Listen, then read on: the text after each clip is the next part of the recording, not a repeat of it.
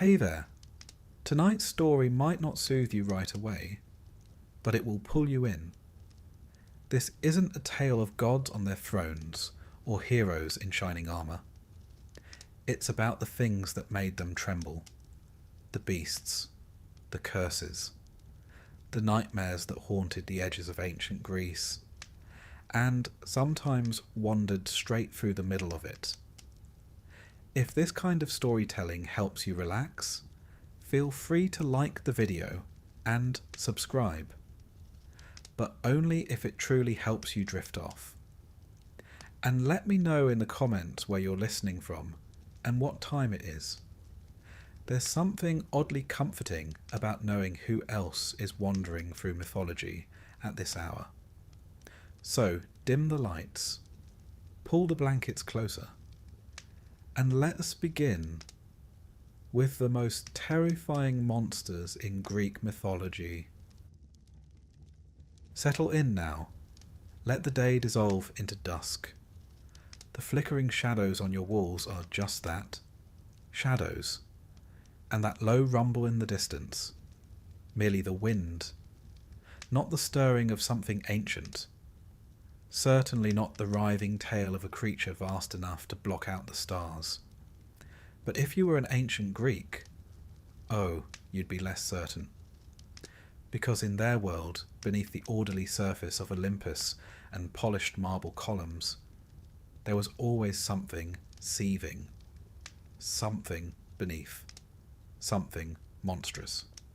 And at the very bottom of that bestiary, lounging like a volcano on its day off, was Typhon.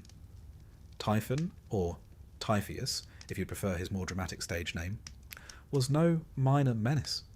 He was the apocalypse with scales. The end of everything wrapped in a storm cloud. The Greeks had an unusual habit of imagining their gods and monsters as part of a large, complicated family. One where every holiday gathering would require a sacrificial goat and several emergency escape routes. Typhon, appropriately enough, was born late into the cosmic family drama. His mother was Gaia, the earth itself, who, by the time of his birth, had already grown rather irritated with how Zeus and the Olympians had overthrown her children, the Titans. Gaia was a great mother, yes, but also a terrible mother-in-law. In her fury, she mated with Tartarus, the endless chasm beneath the world.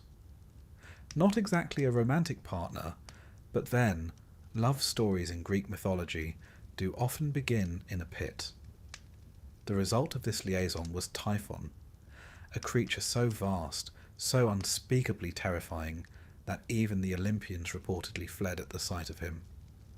Now, to describe Typhon properly, one must abandon the usual measurements of biology. The poet Hesiod, a reliable source if ever there was one for intergenerational trauma in divine households, tells us that Typhon was so tall that his head brushed the stars. His arms stretched east and west, and his eyes glowed with fire. From the waist down, things got particularly festive. A mass of writhing, venomous serpents in place of legs, hissing and snapping like a particularly hostile maypole. But wait, there's more. Each of his many mouths spoke in different voices. Sometimes human, sometimes bull, sometimes lion.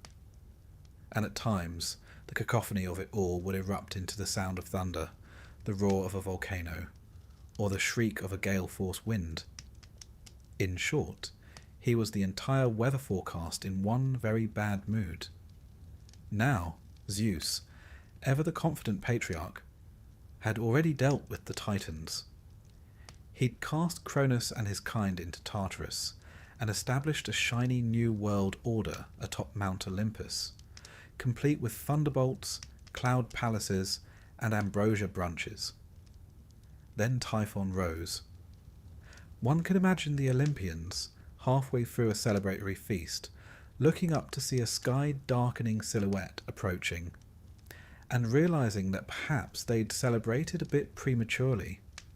In most accounts, all the Olympians save Zeus fled in terror, transforming themselves into animals and galloping off into Egypt, where their disguises would later spark local myths.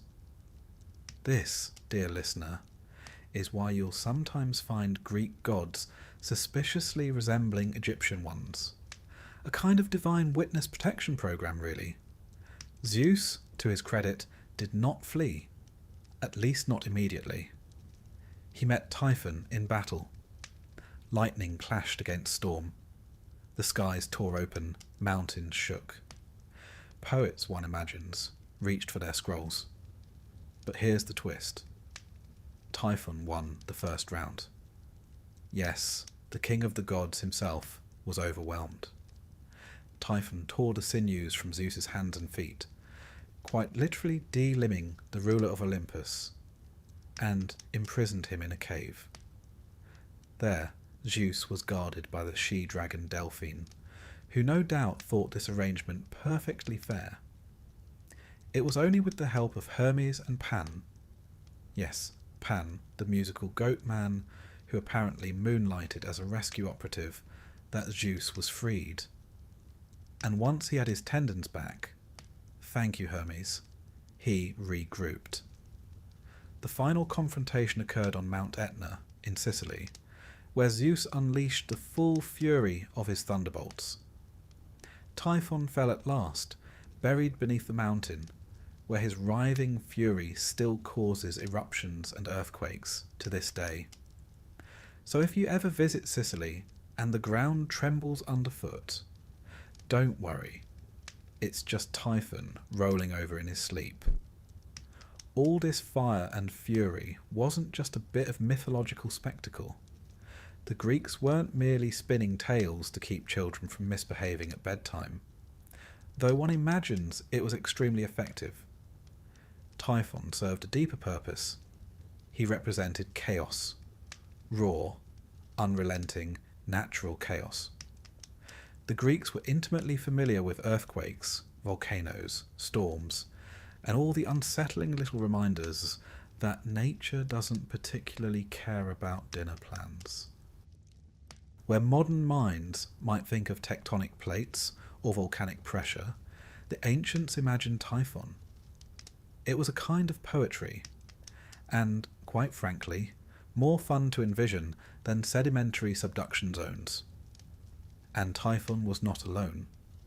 He was, as mentioned, the father of monsters.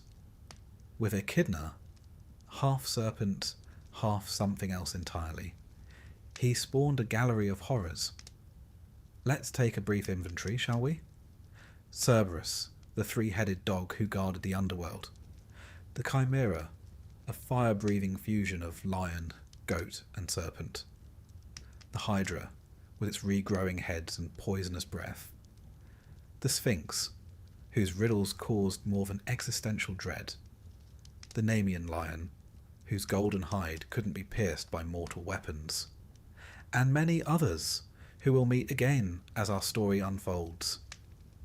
In a way, Typhon and Echidna are less a couple and more a factory, churning out monstrosities to populate the dangerous edges of the Greek imagination. But how did the ancients depict Typhon? Greek vase painters, never shy about ornamenting their wine jugs with a bit of divine trauma, occasionally gave Typhon a serpentine lower half and dragon wings. Others made him more human-shaped, though still terrifying. His form wasn't fixed, and that's important. Typhon wasn't just a character. He was an idea. He was the fear of the unknown, given just enough shape to haunt your dreams. In the Roman period, Typhon was sometimes merged with other storm deities. The Alexandrian poet Nonnos, writing in the 5th century CE, gave us one of the most dramatic retellings of the Typhon battle.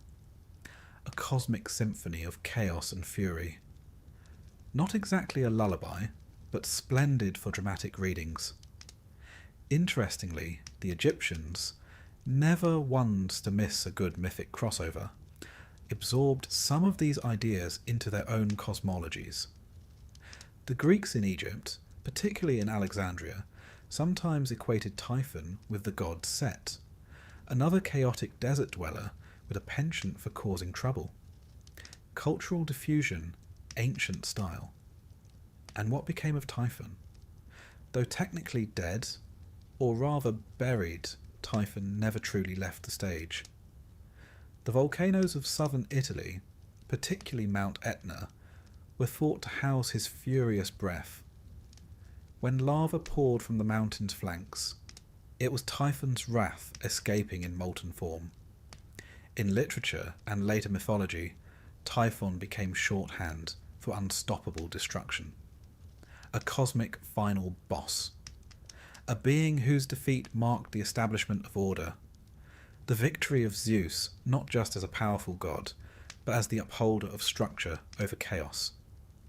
One might say, if a little sleepily, that Typhon is the reason the world doesn't fall apart every Tuesday. And yet, he's still there, sleeping, breathing, rolling over occasionally, just to remind us that the earth beneath our feet is never truly still. So, dear listener, if you're lying there now in the hush of your room, and you feel the soft hum of the world beneath you, remember, the ancients heard it too. They gave it a name.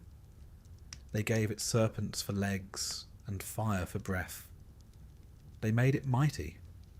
They made it monstrous. And then they tucked it safely beneath a mountain where it could do no harm, unless the mountain sneezed. We've only just begun our descent into the monstrous. There are more jaws to count, more riddles to solve, and more serpents than any garden would like. But for now, close your eyes. Let the tale of Typhon roll away like a receding storm. Let your thoughts settle like ash on a quiet volcano. The fire has dimmed. The monster sleeps. And so should you. Close your eyes if you haven't already. Let your breathing slow. Let the noise of the day soften, like a harp string falling silent in the dark. You're not in your room anymore. No. Tonight, you're drifting downward, deep into the quiet belly of the earth. Deeper still, into a place not quite mortal and not quite divine. A place where monsters are born. And waiting there, half in shadow, half in shimmer, is Echidna, the so-called mother of monsters. She's not famous, not like Medusa or Cerberus. No statues stand in her honour. No temples call her name. But without her, many of the nightmares in Greek mythology would never have drawn breath. She is old. Older than Olympus. Older than your pillow. Her story is scattered through scrolls and half-forgotten epics, like bones buried in mythic soil. But tonight, we gather those bones. Tonight we meet the mother. The Greeks, as you may remember, were rather fond of explaining the inexplicable with elaborate family trees. Earthquakes. That's Typhon tossing in his sleep. Madness? A gift from the Furies. A lion with skin too tough to pierce? Well, that's just one of Echidna's babies. She's described, when she's described at all, as half beautiful woman, half coiled serpent. The upper half is alluring, almost divine, and the lower half is a serpent's tail that gleams with oily scales, forever winding, forever listening. There's a certain poetic logic in it, the top to entice, the bottom to consume. Echidna was not just a mother in the physical sense. She was mythological fertility itself, the force that brought monstrous forms into being. She didn't simply give birth to one creature, or two, but to a whole ecosystem of terror. She was paired with Typhon, and what a pair they made.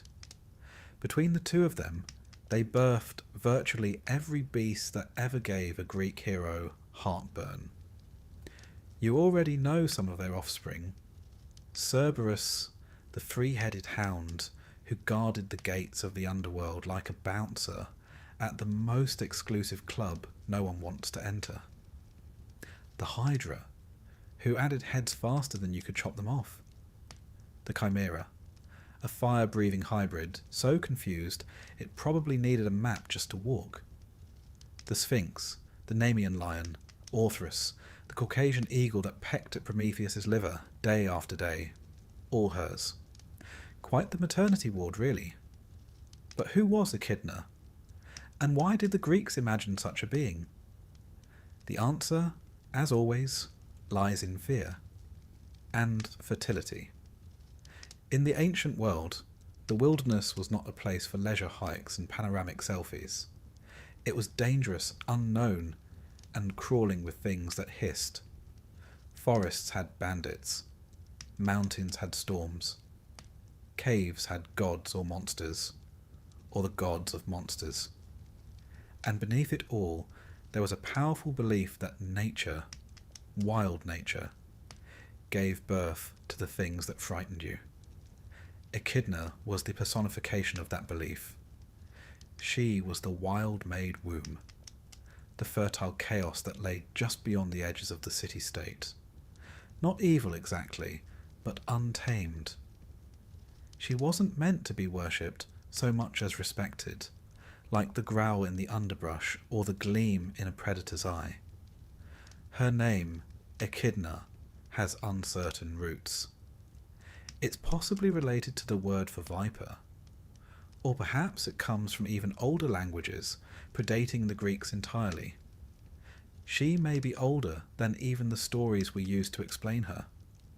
It would suit her, being older than memory. Many primordial goddesses are like that, fading into the edges of the mythos while still holding everything together.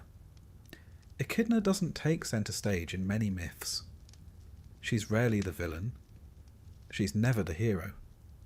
She's simply there, breeding, waiting, lurking. And in that quiet, generative presence, she becomes one of the most powerful figures in the mythic world, precisely because she doesn't demand attention. She simply continues. In Hesiod's Theogony, one of the earliest and most influential Greek texts, Echidna is described as a nymph who lives in a cave, devouring all men who pass. Now that could be metaphorical, or perhaps she simply liked her snacks fresh. Either way, she was clearly not someone to meet on a stroll.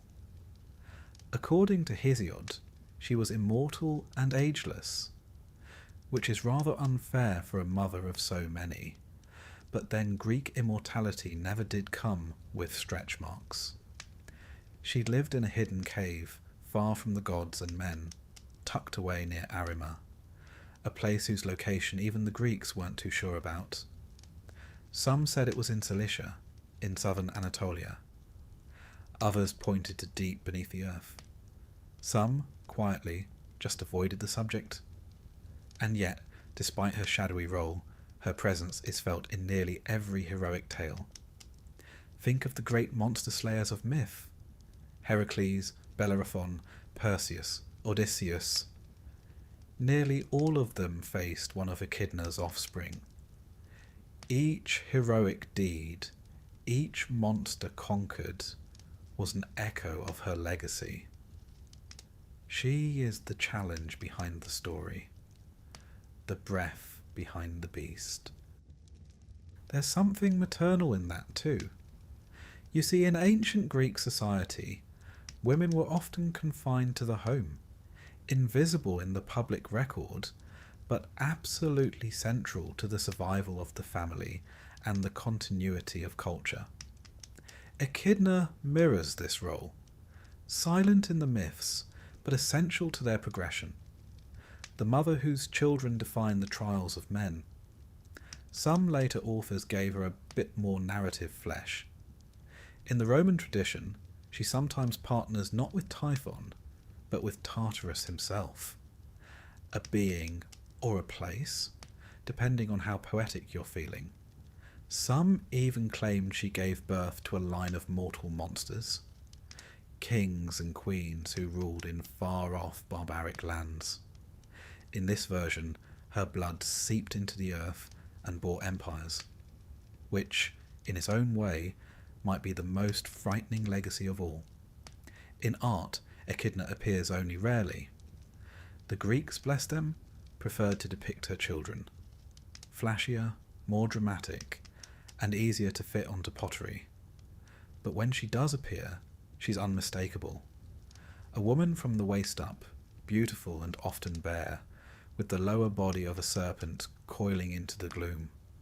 Her face is calm, unapologetic. She is not a monster writhing in agony. She is not begging to be understood. She is simply Echidna. And what a strange power that is, to be monstrous without remorse, to be feared but not villainous, to give birth to terrors and never ask forgiveness for it. In modern times, her name has survived in biology. The echidna, a spiny anteater from Australia, bears little resemblance to her mythological namesake, aside from being wonderfully peculiar and producing the sort of confusion that would make a Greek storyteller proud. It lays eggs. It has four-headed reproductive anatomy. It is shy, ancient, and seems entirely unaware of how absurd it looks. One suspects Echidna would be flattered, but back to her myth. Echidna's story fades gradually after the early sources. As Greek thought shifted from oral epic to philosophy, monsters like her were explained away. Natural causes. Allegory.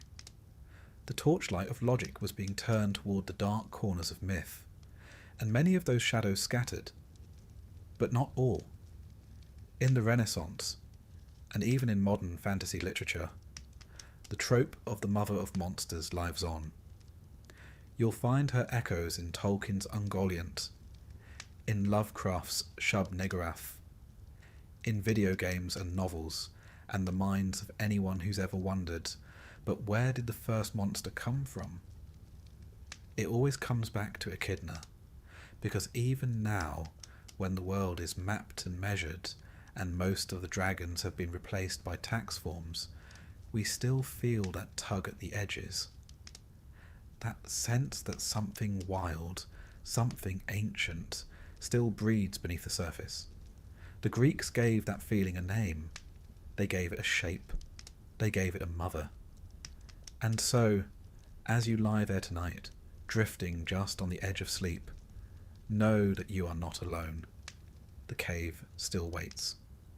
The coiled tail still stirs. And the mother of monsters still dreams beneath the earth, birthing horrors in her sleep. She does not roar. She does not chase. She simply exists. And that, perhaps, is the most terrifying thing of all. Now close your eyes. The world is quiet. The monsters are fed. And the mother is resting. So should you. Breathe in. Let the weight of the day fall away like sand through your fingers. You're not here, not really. Not in your room, not in your bed. No, you're walking through a darkening meadow under a silver moon, a cool mist curling around your ankles. Ahead, a black river winds across the land like a ribbon of ink. And just beyond it, a gate. Massive, unmoving, ancient.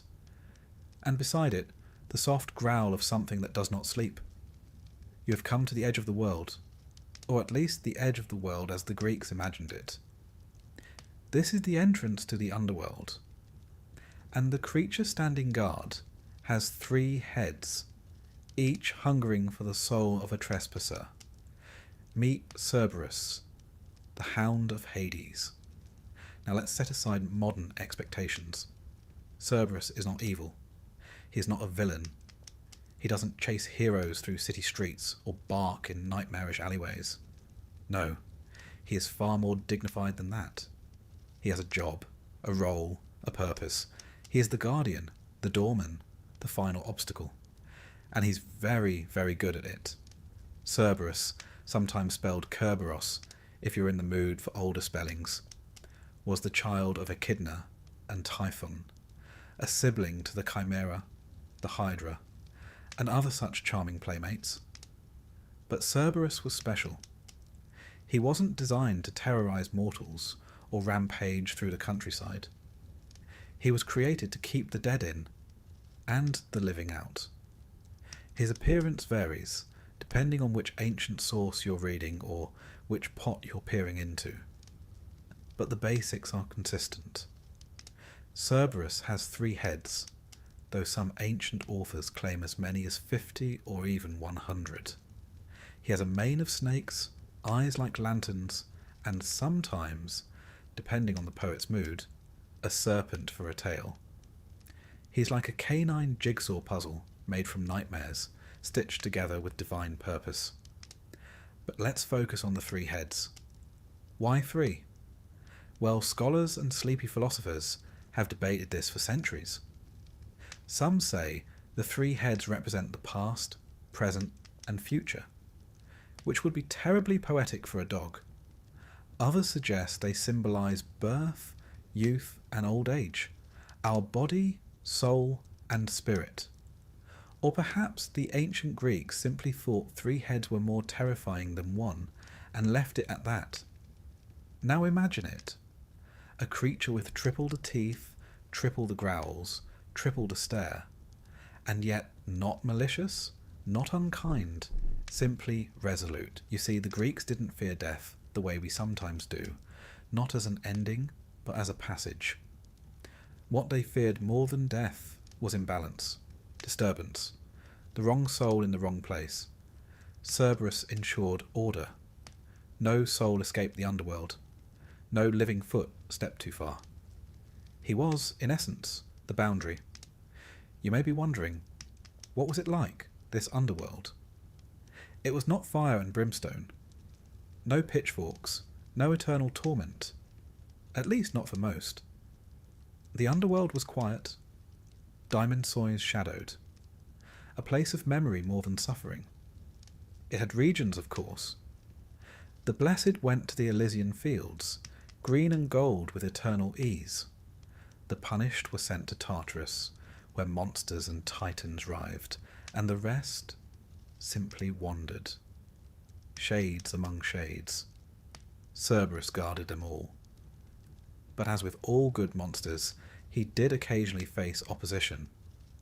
After all, Greek heroes were a meddlesome bunch, always leaping gates and barging into places they had no business being. Take Orpheus, the musician.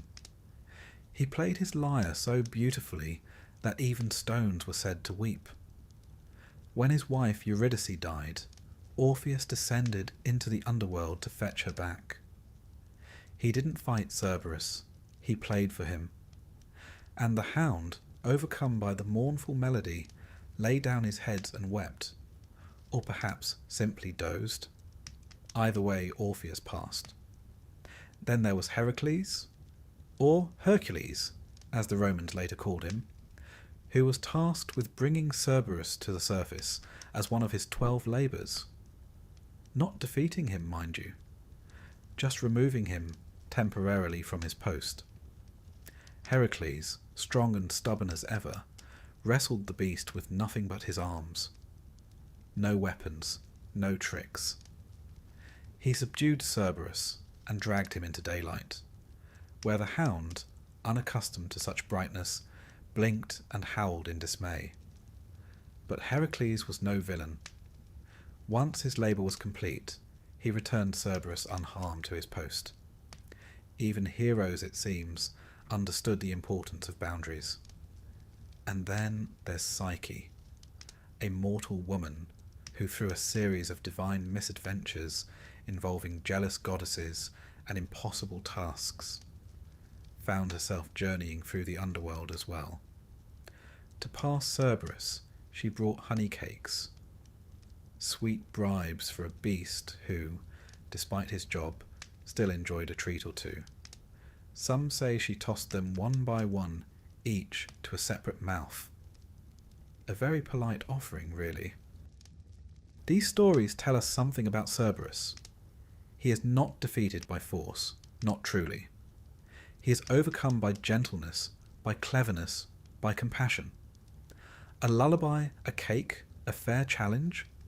He is a creature of rules, not rage, and that perhaps is why he was so respected.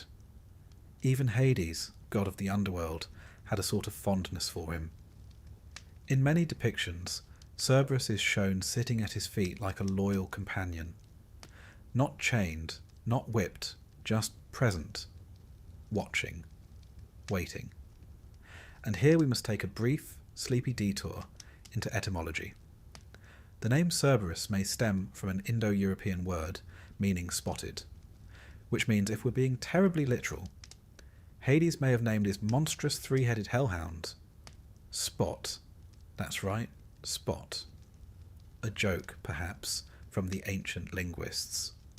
Or maybe just a reminder that even the most terrifying beings can have ordinary names. There's also a connection between Cerberus and ancient burial customs. You see, the Greeks often placed coins with the dead, payment for Charon, the ferryman who guided souls across the river Styx. But in some traditions, honey cakes were buried as well. Offerings not for Charon, but for Cerberus. A bribe to ease the soul's passage, a gift to the guardian, something sweet for the sentinel. It's easy to forget, amid the snarling imagery, that Cerberus was not cruel. He didn't torment souls. He didn't hunt them. He simply ensured they stayed where they belonged. In a world where chaos was always licking at the edges of order, Cerberus was a gate that held firm. In Roman times, the image of Cerberus endured. Poets like Virgil described him in the Aeneid, where the hero Aeneas must also pass the hound to reach the realm of the dead. Again, the method is familiar. Soporific treats. Sleep, not struggle. And in later Christian adaptations, Cerberus became associated with demons or Satan's watchdog. But that's a different lens, painted in darker strokes. The Greeks saw no sin in his existence, only necessity. Artists over the centuries couldn't resist him. On urns, on mosaics, on medieval manuscripts, he appears, all snarls and scales and flicking tongues, often with only 2 heads, sometimes with 3, occasionally with dozens. Always with a presence that says, here is the edge. Do not cross it lightly. And yet, of course, the best stories are about those who do. Still, once their business is done, the great heroes rarely harm him. They return him, leave him be. Cerberus is not the villain to vanquish, but the challenge to honour. There's something comforting in that, isn't there? A monstrous dog who does not chase but guards, who snarls not from malice but duty, who lets you pass if you are clever or kind or brave enough to earn the right. And as you lie there, perhaps with a dog curled at your feet or snoring down the hall, you might smile at the thought that in the ancient world, even the threshold between life and death had a guardian who wagged his tail for music and drooled for honey. Cerberus was terrifying, yes, but only to those who tried to cheat the rules. He never hunted the innocent, never strayed from his post. He stayed, eternal and watchful, at the gate, a beast of legend, a child of chaos, and still, somehow, just a very good boy. So rest now. The night is calm, the gate is closed, the guardian is at his post, his 3 heads laid gently on stone, watching the road behind you, keeping the silence intact. No need to run, no need to fear. You are not trespassing tonight. You are only drifting. Sleep well, and let Cerberus keep the watch. Let your body settle. Let the weight of your limbs fall into the mattress, like stones sinking gently into a clear pool. The night presses in softly, like a curtain drawn with care. And beneath that hush, somewhere distant, somewhere ancient, is the quiet ripple of a marsh, a breathless wetland choked with mist. Something stirs beneath the surface, something with too many eyes. Tonight, we drift toward the swamps of Lerna. There, in the stagnant, steaming waters, lived a creature so persistent, so impossibly difficult to kill, that it took a demigod with a club, a sword, and a bit of divine backup just to slow it down. This is the tale of the Lernaean Hydra, a creature of heads and venom, born of chaos and left to thrive in the shadows. You've probably heard of the Hydra, even if only vaguely. In popular imagination, she's become a symbol of problems that grow worse the more you try to fix them. Cut off one head and two more rise. A rather discouraging metaphor for anyone with a to-do list. But the Hydra wasn't just a metaphor. To the ancient Greeks, she was very real, and very much in the way. Her origins, as with so many monsters in Greek mythology, trace back to Echidna and Typhon, the mother and father of monsters. They didn't so much raise their children as release them, scattering their spawn across the map like little living challenges for the heroic youth of the age. The Hydra was one of their more impressive creations. She lived in the swamp of Lerna, not far from the city of Argos, and was said to be a massive, coiling, many-headed serpent. The number of heads varies depending on the poet. Some said 7, others claimed 9. A few, feeling especially dramatic, went as high as 100. But no matter the count, they shared one troubling feature. They didn't stay dead. When one head was severed, 2 more would sprout in its place, like an enthusiastic weed that took pruning as a personal challenge. And if that weren't enough, her blood was said to be so venomous that even its scent could kill. Her breath was toxic, her bite fatal, and the very ground she walked, or rather slithered, upon was poisoned. She didn't even need to chase her prey.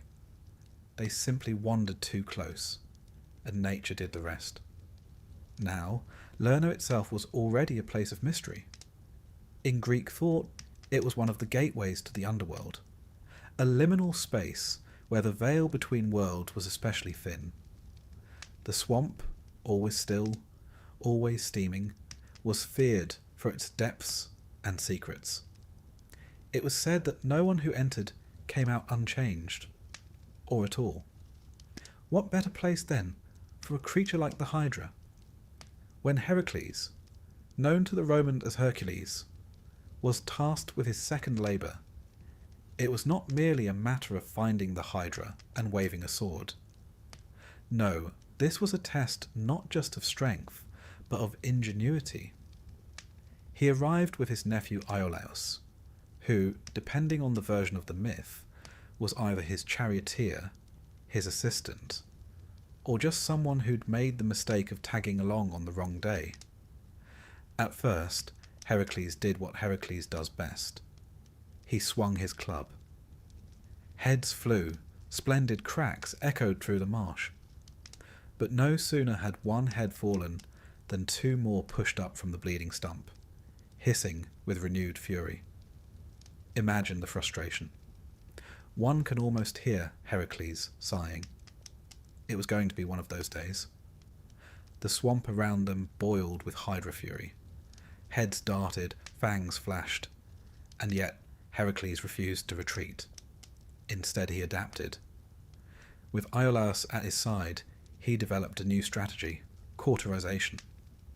Each time Heracles lopped off a head, Iolaus would dash in with a burning torch and sear the wound closed, preventing regrowth. Teamwork. Efficient, if a bit smoky. Eventually, only the central head remained, the immortal one. Yes, as if regenerating heads weren't enough, The Hydra had a head that simply could not die. Heracles wrestled with it, finally severed it, and buried it beneath a massive boulder. Because if you can't destroy something, at least make it inconvenient to access. To finish the task, Heracles dipped his arrows in the Hydra's blood, infusing them with a poison so potent that it would later spell doom even for other heroes. Those arrows would go on to kill the centaur Nessus, which in turn would lead to Heracles' own death. But that's a story for another night. What matters now is that the Hydra had fallen. The swamp went quiet, and the labour was complete. Well, mostly. In one version of the myth, Heracles was denied credit for the labour because he received assistance from Iolaus, which honestly seems a bit harsh. But the gods were nothing if not fond of fine print. Still, the tale endured. The Hydra became a symbol of impossible problems, ones that required not brute strength alone, but patience, precision, and a helping hand. A reminder that monsters often outnumber swords. But what did the Hydra mean, really? Why did the Greeks imagine such a creature? Part of it, of course, was the landscape. Swamps were feared in the ancient world. They were mysterious, disease-ridden, and impossible to navigate. They swallowed people without a sound. The Hydra, then, was a personification of the danger lurking in these places, a visible form for an invisible threat. But there's also a philosophical dimension. The Hydra represents the nature of struggle. Not all problems die when struck. Some divide, multiply, return fiercer than before. The ancient Greeks knew that. Their world was full of uncertainty, plague, war, famine, betrayal. You could win a battle and lose a kingdom. Solve one crisis and find two more waiting behind it. The Hydra, coiled in her marsh, was that truth made flesh. And yet, she was not unbeatable. It's tempting to think of Heracles as merely a brawler, but the Hydra reminds us that even he had to think, had to innovate, had to accept help. His greatest victories were never his alone. There's a lesson in that, gently tucked beneath the fangs and fire. The Hydra's legacy extends far beyond Greek myth. Her name has become a literary device, a political metaphor, a psychological symbol. In every era, people have faced Hydra-like problems, those complex recurring challenges that seem to multiply the more we engage them. And still, we remember the torch, the cauterization, the cleverness. In ancient art, the Hydra was a favourite subject. On painted amphorae, she coils and strikes, heads twisting like braids in the wind. Sometimes she is dragon-like, sometimes more serpentine. Heracles is always there, grim and sweating, club in one hand, torch in the other. The scene is dynamic, chaotic, but always frozen just before resolution. We don't see the moment of victory, only the effort. Perhaps that's fitting. In Roman times, the Hydra was reshaped a bit, more monstrous, less symbolic, but she never lost her place in the pantheon of horrors. Later, in Christian allegory, she became a stand-in for sin, for heresy, for whatever needed smiting with dramatic flair. But the essence remained, a creature that could not be defeated by ordinary means. In some Renaissance retellings, the Hydra became almost seductive, a feminine monster, part woman, part serpent, echoing older fears of the wild and the unknown. The swamp became not just a place, but a metaphor for desire, temptation, and danger. But strip away the centuries, and we return to the still waters of Lerna, to the mist, to the hiss. Imagine it now. You're standing on the edge of the marsh. The reeds part with a rustle. A low ripple moves across the water, and then a head, long, narrow, fanged, rises into view. Another follows, then another, until the night blooms with serpents. 100 eyes blink. 100 tongues taste the air. You take a step back, not from fear, but from awe, because this isn't evil, this is ancient power. Chaos wrapped in elegance. A puzzle, not a curse. And somewhere far off, a torch flares in the darkness. A hero steps forward, not to slay, but to understand. So rest now. The Hydra sleeps again in her swamp, coiled beneath lilies and mud. Her heads no longer hiss. Her breath no longer poisons. She dreams of fire and rain, of battles lost and won. And you? You are far from Lerna now, safe beneath your blankets, where no heads multiply and no blades are needed. The marsh is still. The torch is out. And the monster, like you, is at peace. Sleep deeply, and let the world remain quiet. Let the hush of the evening settle around you like soft wool. The air is still now. Nothing stirs except memory, and the faint echo of hooves on ancient stone. The stars above you are distant and patient, watching as they always have. But below, in the smouldering hills of a forgotten land, a creature once breathed fire into the wind. She was impossible, furious, and proud. Her name was Chimera. Tonight, we'll wander slowly through the scorched hills of Lycia, in what is now southwestern Turkey. But once, long ago, this was a place of legend, and in the cracks between rocks, where sulphur steamed from the earth, the Chimera waited. The Chimera was a monster built by contradiction. She was part lion, part goat, part serpent, a fusion of things that had no business being in the same body. And yet, there she stood, a lioness at the front, a goat rising awkwardly from her back, and a long, viperous snake forming the tail, coiled and hissing behind her. And if that weren't enough, she breathed fire. Of course she did. Greek poets described her with a mix of horror and admiration. A creature so unnatural she must have been divine. Or perhaps something the gods regretted and forgot to recall. She was, like many monsters of that ancient world, a child of Typhon and Echidna, which meant that chaos was not just her nature, it was her birthright. Her name, Chimera, literally means she-goat in Greek, which, considering she was also a lion and a snake, seems like an odd naming decision. But the Greeks often name things after their most confounding feature. And what could be more confounding than a goat erupting from the back of a lion? She roamed the burning hills and haunted the people of Lycia. They feared her as a wildfire, as a punishment from the gods, as something too powerful and strange to reason with. And truly, she didn't have an agenda. She didn't demand sacrifices, or build empires, or leave cryptic riddles.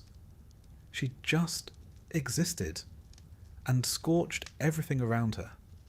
Now, why would a monster like this take root in Lycia? It helps to know a bit about the land. Lycia was known in the ancient world for its strange, flaming hills, places where methane seeped up from the earth and ignited into ghostly blue flames. Even today, at the site called Yanatash, flaming rock, fires still burn from the ground, flickering mysteriously. To the Greeks, such phenomena had to have a cause. Fire from nowhere? Clearly something monstrous was to blame. So they imagined a chimera, a creature who breathed these flames and lived beneath the rocks. Myth, after all, is how the Greeks explained the impossible. The most famous story involving the chimera comes from the saga of Bellerophon, a hero not as well known today as Heracles or Odysseus, but just as bold. Bellerophon was a prince, or possibly a fugitive, depending on whom you ask. He ended up in Lycia, under complicated circumstances, and found himself sent on a mission that was, frankly, meant to kill him. The king of Lycia, hoping to rid himself of this inconvenient guest, ordered Bellerophon to slay the Chimera. A clever way to dispose of someone without technically getting blood on your hands. "Oh, you're still alive? Splendid! Do pop out and kill the unkillable monster next, would you?" But Bellerophon, rather than succumbing to dread or excuses, went hunting. Now, it's important to note that Bellerophon had a secret weapon, or rather, a winged one. He had managed, through prayer, perseverance, and a golden bridle from the goddess Athena, to tame Pegasus, the winged horse. With Pegasus beneath him, Bellerophon could fly, placing him out of reach of the Chimera's claws, fangs, and, crucially, her fire. Imagine that scene. The Chimera stalking across the cracked earth, the goat bleating as flames pour from her jaws, the lion's roar echoing through the hills, and above her, wings beating like thunder, a man with a spear, circling, watching. He couldn't get too close. One plume of fire, and it would be over. But he couldn't stay above forever either. So he devised a trick. He fixed a block of lead to the tip of his spear. A strange choice, unless one is thinking several moves ahead. Swooping down, dodging a blast of flame, he drove the spear into the creature's throat.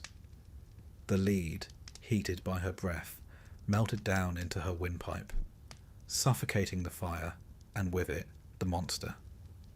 It was not brute strength that won the day, but cleverness. Heat and metal. A smith's trick, not a warrior's. The Greeks valued that. Wit over muscle.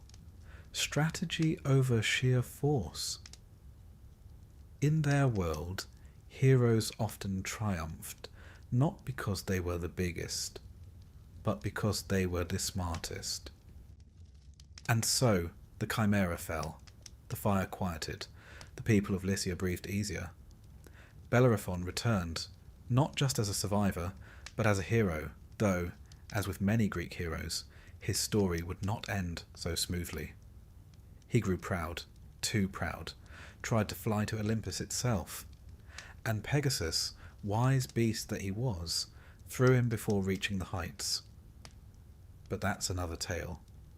The Chimera, for her part, was buried in the hills. The flames, some said, were her breath still leaking through the cracks of the earth. Even today, the fires at Yanatash still burn. Some believe them to be eternal. Others know they're just gas. But there's something undeniably haunting about flames that never die. In later traditions, the Chimera evolved. She was no longer just a creature.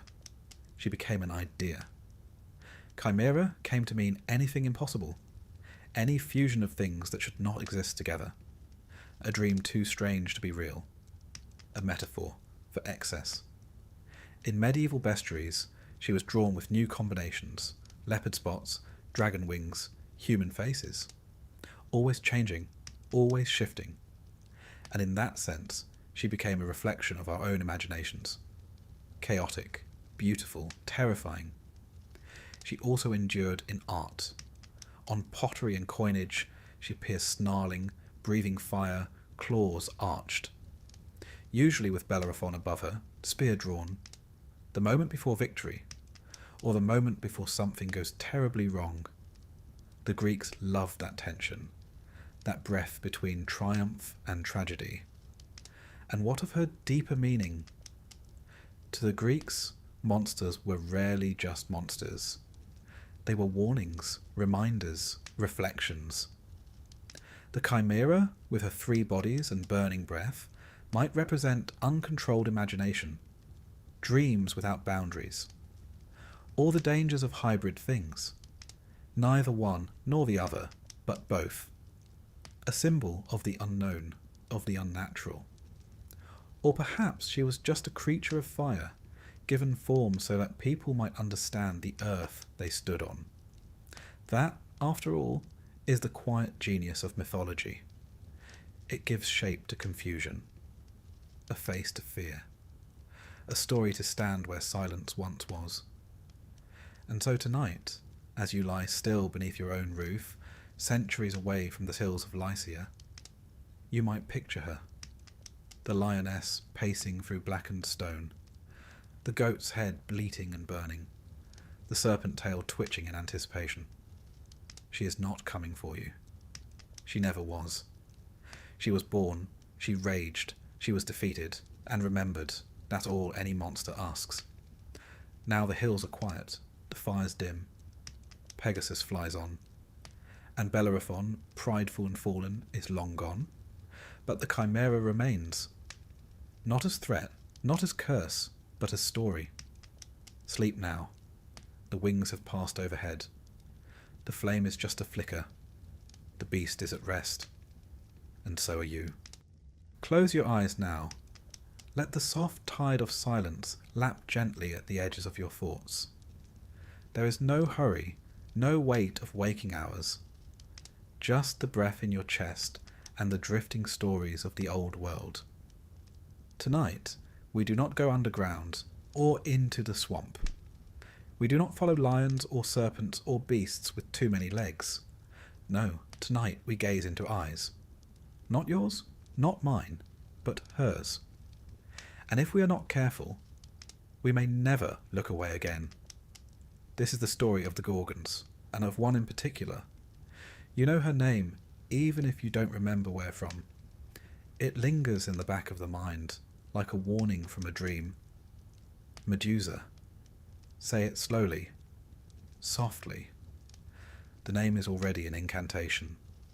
Now the Gorgons were three sisters, Steno, Euryale, and Medusa, and depending on which version of the myth you prefer, they were either always monstrous or became monstrous later. That's the thing about Greek mythology. Nothing is ever simple. Everyone has a past, often a complicated one. Let us start with the old versions, the ones that came before sympathy was invented. In these, the Gorgons were born monstrous, children of the sea gods Phorcys and Ceto, creatures of dread from the moment they took their first breath. They lived far off in the west, at the edges of the world, past the boundaries of maps and reason. They had wings of bronze, snakes for hair. Their skin was scaly, their teeth sharp, and their eyes could turn you to stone. Not metaphorically, not emotionally, literally. One glance, and your body would freeze in place, your breath would stop, and your soul would drift from flesh turned cold and grey. The Gorgons were not pursued, they did the pursuing, and no man returned from their lands intact. But then, a different version arose, a softer one with tragedy. In this telling, Medusa was not born a monster. She was a maiden, perhaps a priestess of Athena, dedicated to the goddess of wisdom and war. She was beautiful, so beautiful in fact, that even the gods noticed. And one did more than notice. Poseidon, god of the sea, desired her, and according to the myth, he pursued her. In some tellings, he seduced her. In others, he assaulted her, and not in a quiet meadow, but in Athena's own temple. When the goddess returned and found her sanctuary defiled, she did not punish Poseidon, she punished Medusa. Because in mythology, justice is not always just. Gods, after all, behave like people, which is often the most dangerous thing about them. And so, Medusa was cursed. Her hair became snakes. Her face, once lovely, became something unlookable. Not because it was grotesque, but because it was too powerful. She was given the gift, or curse, of the petrifying gaze. No longer a priestess, No longer human, no longer desired, she fled west with her sisters. And from that moment on, she was both feared and hunted. Now consider this. A woman punished for being beautiful, then hunted for being dangerous. There's something ancient in that rhythm, and sadly, something eternal. But back to the myth. You may remember the name Perseus, a hero with a magic bag and a knack for inconvenient quests, sent by a king who wanted him dead without saying so. "Bring me the head of Medusa," said the king, as if asking for a bouquet. And Perseus went, but not alone. He had help, divine help. The gods, for reasons of their own, gave him tools. Athena provided a polished shield, one that could be used as a mirror. Hermes gave him a curved blade. He also received a magical satchel to carry the head, and the winged sandals of the nymphs, with which he could fly. You may notice a pattern in Greek heroics. The monster is rarely defeated by brawn alone. There are tools, relics, rules. The Greeks understood that monsters were not simply strong, they were symbols.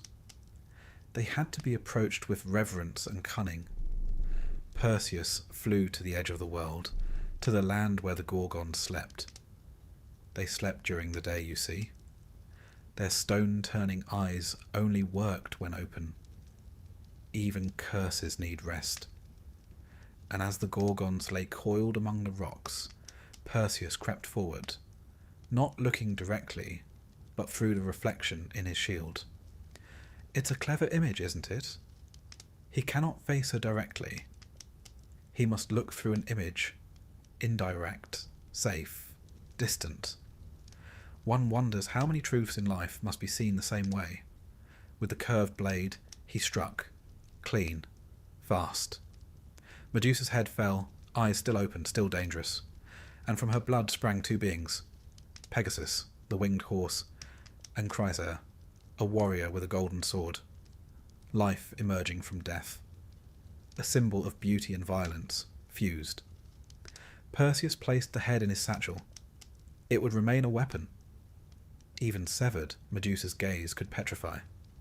He used it to defeat foes, turn kings to stone, and eventually returned it to Athena, who mounted it on her shield. Now pause there. Athena, who cursed Medusa, who armed the man who killed her, who then placed her head on a shield and carried it into battle. Why? Why would a goddess wear the face of her victim? Some say it was guilt, a way to honour Medusa. Others claim it was pure practicality. The head was, after all, extremely effective. But maybe it's something else. Maybe Medusa had become more than a curse. She had become a symbol. In time, Medusa's image spread across the ancient world. Not as a monster, but as a guardian. Her face, the Gorgoneon, was painted on shields, carved into doorways, etched on coins and breastplates. Not to frighten the innocent, but to ward off evil. Apotropaic, the scholars call it. A fancy word meaning something that turns danger away. A reversal then, from hunted to protector, from cursed to divine. Her face twisted in rage, eyes wide, tongue protruding, became a kind of ancient alarm system. A declaration that the space behind the image was sacred, untouchable. How's that for poetic justice? And so, across the centuries, Medusa was reclaimed. Artists painted her not with scales and fangs, but with sorrow. Her hair was not snakes, but symbols. Her story was not one of terror, but of transformation. In the Renaissance, poets reimagined her. Painters softened her features. In the modern world, she became a feminist icon. The woman punished for her beauty, transformed against her will, then demonized for surviving. Is she still terrifying? Yes. But perhaps not for the same reasons. And what of her sisters? Stheno and Euryale, the immortal Gorgons, often go unmentioned. They weren't slain, they weren't cursed anew. They remained wild, winged, grieving. Their names mean strong and far-roaming. They were perhaps even more terrifying than Medusa, yet less famous. That too is a kind of curse, to outlive your sister and be forgotten. But somewhere, in the mythology between lines, they still fly. Not quite villains, not quite mourners, just shadows across the edge of the world. And here we arrive at the heart of it. The Gorgons, and Medusa in particular, are not monsters in the way we understand them. They are protectors, victims, warriors, goddesses. Their image, born of fear, becomes a kind of shield, not to harm, but to defend. Think of it. A face so powerful, it turns violence to stone. Not through fists, not through flame, but through the act of looking. What is more dangerous than a woman who cannot be looked upon, and who, in turn, sees everything? Tonight, let us not fear her. Let us imagine her not as a beast with snake hair and a bloodied stare, but as a figure walking the border of myth and memory. Not chasing you, not hunting, simply watching, guarding. Perhaps she stands outside your window now, not to petrify, but to keep watch, to hold back whatever else the night might bring. Sleep beneath her gaze. You are safe? The monsters she once faced are long gone, and she, Medusa, has become something else. No longer victim, no longer villain, but a quiet goddess of the threshold. And you, dear listener, are on the peaceful side of that line. Sleep now. Let the stone turn back to flesh. Let the hair become wind. And let her eyes, gentle now, close at last. Take a breath. Not too deep. Just enough to feel your ribcage gently rise like the tide beneath a quiet moon. Let your limbs go still. Your thoughts go soft. Tonight we set sail. Not toward peace, not yet. Tonight we pass between monsters. There is a place in the world where the sea narrows like a throat, and ships must slide carefully between high cliffs and deep waters. A place where every sailor knows that, to steer clear of danger on one side, he must come perilously close to disaster on the other. This place, very real, very present, is the Strait of Messina, between Italy and Sicily. The ancients knew it well, but they saw more than water, more than current. They saw jaws, they heard voices, they named the dangers that lurked there, gave them form and history and appetite. On one side stood Scylla, and on the other, Charybdis. If you were to ask an ancient Greek sailor which was worse, he might pause, shrug, and say, "Depends on how you'd like to go." Scylla lived in the cliffs. She didn't move much, just enough to ruin your day. She perched in her cave, high above the waves, and waited for ships to come close. And when they did, she reached down, fast, efficient, hungry. Homer tells us she had 12 legs, long and lean, stretching from her waist like some monstrous spider, and 6 long necks, each ending in a terrible head with 3 rows of sharp teeth. Her voice was like the yelp of puppies, pitiful and high, but her bite was something else entirely. She didn't tear ships apart. She didn't breathe fire or crash waves. Number. She plucked sailors from their decks like olives from a bowl, 1 for each head. 6 men gone before anyone could scream. Odysseus saw it happen. He'd been warned by Circe, the sorceress. Steer close to Scylla, she told him. You'll lose a few men. It's horrible, yes, but better than Charybdis. Charybdis will take the whole ship. And so he did. He clutched the tiller, teeth tight, and watched as Scylla struck. 6 men, lifted, flailing, screaming. Then silence. It was not a battle. It was a toll. And she took it, as she always did. But who was Scylla before this? There are stories, softer, sadder, that say she was once a girl. Not divine, not monstrous. Just a girl who walked the shores and loved the sea. And one day she caught the eye of Glaucus, a sea god. He loved her. She did not love him back. He, in desperation, went to Circe, begged her to make him irresistible. But Circe, you see, loved Glaucus, and Scylla, by simply existing, had ruined that love.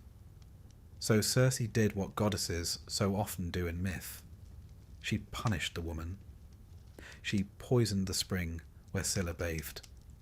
And the next time Scylla stepped into the water, she changed. Her body stretched, her legs twisted, dogs burst from her skin. She screamed, and kept screaming, until she found herself in the cliffs above the sea, no longer a girl, no longer anything at all. She wasn't evil. She just became. And she stayed. On the other side of the strait, the water boils. That is where Charybdis waits. You don't see her until it's too late. She doesn't have arms or teeth or eyes you can look into. She's just a shape in the sea, a whirlpool that opens 3 times a day and drinks the ocean. And if you're in the way, down you go. She was once a daughter of Poseidon, the stories say, loyal, proud. She helped her father drown coastlines and flood enemy lands. But Zeus, who had other ideas about balance and ownership, struck her with lightning. He chained her to the seafloor and cursed her with hunger. Now she swells and collapses, breathes in and spits out. Never full, never still. She is absence made visible. The kind of danger you only understand once you've been pulled in. So there you are. A sailor, a captain, a hero passing through. To your left, a towering cliff, still as death, with something sharp hidden in the shadows. To your right, water that pulls sideways, tugs at the keel, beckons with no promise of return. Pick one. You have to. Odysseus chose Scylla, because losing 6 is better than losing everyone. That's what he told himself. What Circe told him. What the gods would have him believe. It's a cruel math, but Greek mythology is full of that kind of arithmetic. The kind where survival always costs something. You see, Scylla and Charybdis weren't just monsters. They were choices. Bad ones. Scylla is the pain you expect. Swift, sharp, specific. You know it's coming. You brace for it. You live through it. Charybdis is the slow dread. The danger you try to avoid but feel pulling at your feet anyway. It comes quietly, like regret, like gravity. Scylla kills a few. Charybdis devours all. And together they represent something very old and very familiar. The truth that some journeys offer no safe path. That sometimes to keep going, something must be sacrificed. And yet, Odysseus passed through. Not untouched, not unscathed, but onward. That's the thing. Even in the face of ancient monsters, of losses and choices and waves that don't care if you pray, the Greeks believed you could keep moving, even if it hurt, even if the way was narrow, even if you cried. You could still steer the ship. Later storytellers softened the edges. In some versions, Odysseus fights back, tries to stab Scylla as she grabs his men, but the gods laugh at that. You can't stab a choice. You can't strike a fate. You can only face it. Sail through, and remember, in art, Scylla is often drawn as a woman above, beautiful, serene, and chaos below. Dogs and serpents and limbs all braided into a single shape, a reflection of the sea itself, calm on the surface, madness underneath. Charybdis is harder to paint. She's not a creature so much as a phenomenon. A gaping mouth, maybe. A swirling disc of foam. Sometimes just a hole in the sea. But everyone understood her. The sailors did, the poets did, and so do we. We use them still. Between Scylla and Charybdis, the phrase survives. A way to say I had no good options. A way to say I chose what hurt less. A way to say I'm still here. And that matters, because sometimes the victory is not in slaying the monster. It's in knowing which one to face. In knowing when to hold the tiller. And in not letting go. The ancient world was full of things the Greeks couldn't explain. Earthquakes, storms, currents, loss. But instead of surrendering to fear, they gave those things stories. Not to tame them, but to understand. They named their monsters. And in doing so, they named their fears. And their courage too. So tonight, as you lie in your bed, you are not at sea. You are not between rocks. There is no whirlpool at your feet, no jaws in the dark. You are safe, the strait is behind you. Scylla sleeps in her cave, curled around her sorrow. Charybdis turns slow and silent beneath a peaceful sea. And you? You are the sailor who passed through. Not unchanged, but still sailing. Let the wind go quiet. Let the water calm. The monsters, just this once, are still. Sleep now. And drift. You've already done the hardest part. It's quiet now. Let the hush of the evening wrap around you like a cool linen sheet, the kind worn by kings and commoners alike in the Mediterranean dusk. Imagine a torch flickering in some far-off corridor. Footsteps echo, marble beneath your feet, a door opening and closing behind you. And now you are in the dark, in the labyrinth. It does not matter how you got here, only that you have, and somewhere, at the centre of this winding puzzle of stone and shadow, waits the monster. Tonight we meet the Minotaur. Not just a beast in a maze, though that's how he's often remembered, but something far older, stranger, sadder. Let us begin at the beginning, which, as with most Greek myths, is not simple, not clean, and certainly not family-friendly. It starts with a king, a Cretan king named Minos. Minos wanted to rule not just men, but the sea itself. So he prayed to Poseidon, god of the oceans, asking for a sign to prove he was chosen. Poseidon obliged, sending up from the surf a magnificent white bull, powerful, radiant, divine. Minos was to sacrifice it as a show of loyalty. But Minos, being human, made the usual mistake. He got attached. The bull was too perfect, too beautiful. Surely the gods wouldn't mind if he kept it and substituted a lesser one for the altar. They minded. In particular, Poseidon minded. And as punishment, the god cast a strange desire into the heart of Minos' wife, Queen Pasiphae.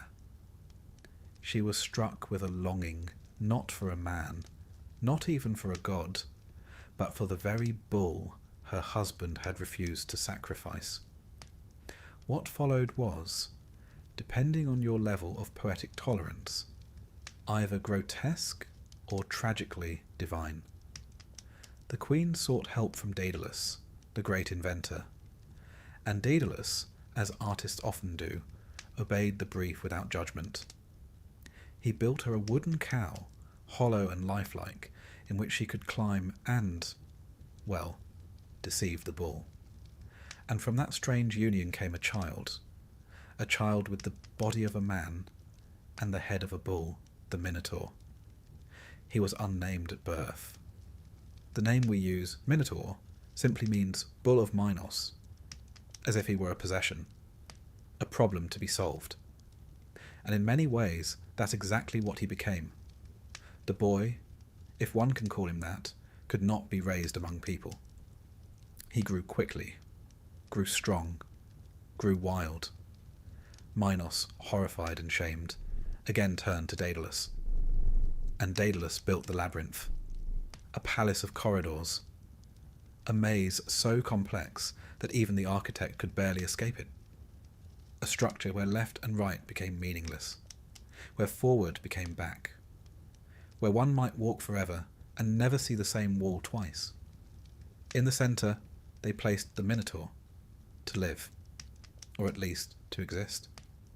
He was fed, he was feared, he became legend. Now, here's where Athens comes into it. At the time, Crete was a naval superpower, and Athens, still young and growing, had once rebelled and lost. As part of the peace, Minos demanded tribute. Every 9 years, Athens would send 7 boys and 7 girls to Crete, and those youths would be placed in a labyrinth. With the Minotaur, no weapons, no guide, no escape. It wasn't execution, not formally, just a disappearance, a slow forgetting. They entered, they never returned, and so the Minotaur became more than a monster. He became the engine of fear, a reminder of defeat, a story told in Athens to keep young people obedient, a sacrifice to power and to shame. But then, of course, came a prince, Theseus, son of the king of Athens. Brash, clever, reckless. A walking definition of heroism, at least the Greek variety, which included equal parts nobility and ego. When the time came for the next tribute, Theseus volunteered to be among the youths. Not to die, but to kill, he sailed to Crete. And as the stories go, he caught the eye of Princess Ariadne, daughter of Minos and Pasiphae, half-sister to the Minotaur, if anyone was counting. Ariadne, moved by the handsome foreigner, or perhaps simply sick of the bloodshed, gave Theseus a tool. Not a sword, not a map. A thread. A spool of golden string to be tied at the entrance of the labyrinth. A guide back, if he could survive. Theseus entered. He walked the winding paths, let the walls close in, let the silence deepen. And finally, he found the creature. Imagine that moment. The hero face to face with the beast. And the beast, not roaring, not charging, just staring. Because here's the part the stories often skip over. The Minotaur didn't ask to be there, didn't ask to be born, didn't choose the labyrinth. He was made, then caged, then fed strangers in the dark. Was he savage? Yes. Was he a monster? Perhaps, but also perhaps not. Theseus fought him, killed him, left his body in the dark, and then, following the thread, escaped. Victory. The end. But as with all Greek myths, the ending leaves questions. Who was the Minotaur, really? Some say he was simply a cautionary tale, a symbol of unnatural union, of pride punished by the gods.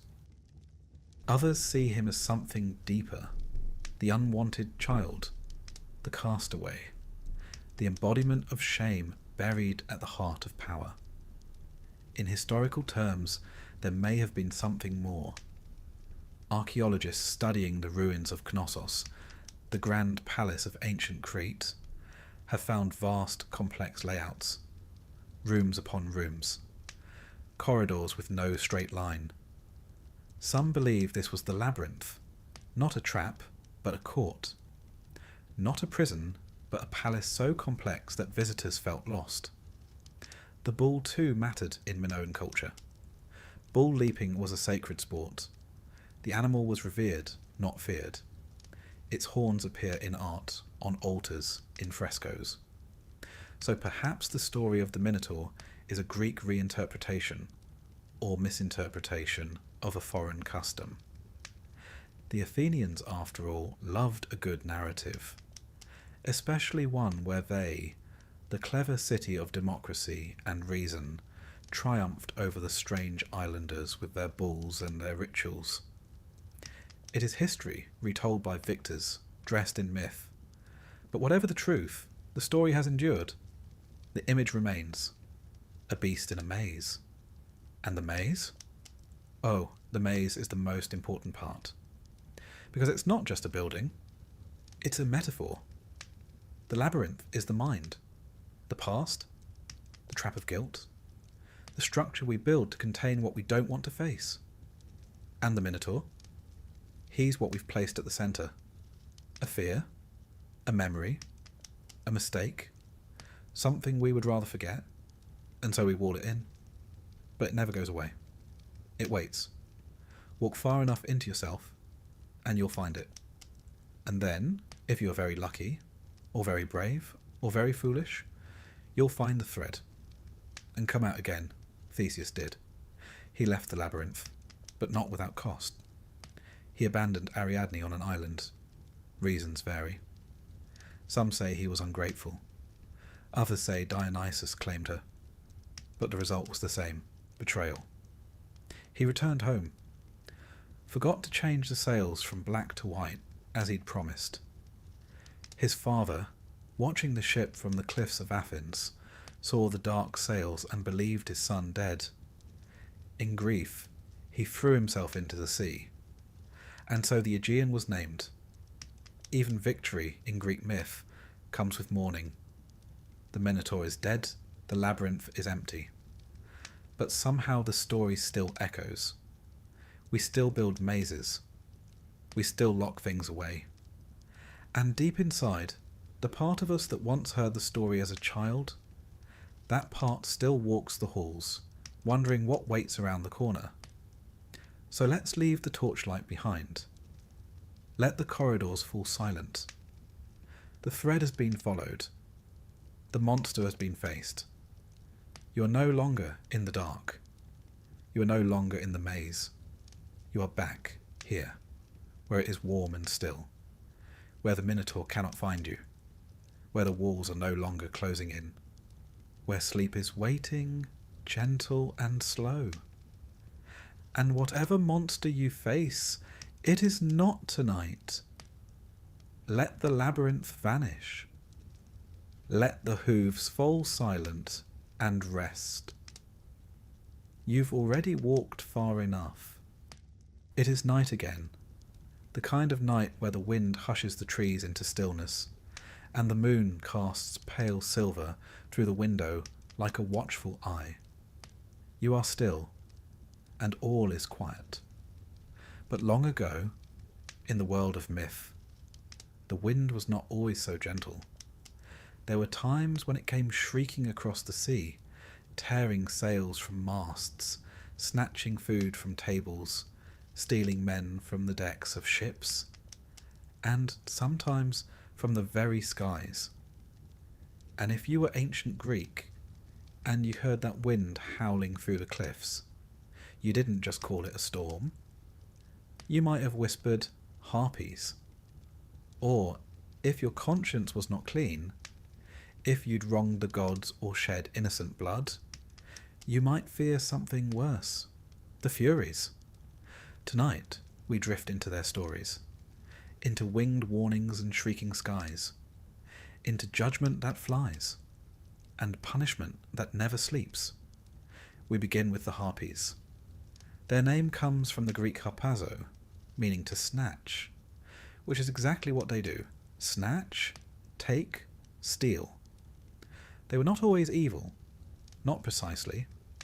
In the earliest myths, they were storm spirits, daughters of the sea god Thaumas and the oceanid Electra. Their names were Aelo, Ocypete, and sometimes Kaleno. Lovely names, really. Storm, Swift Flyer, and the Dark One. At first, they were merely elemental, fierce winds given form.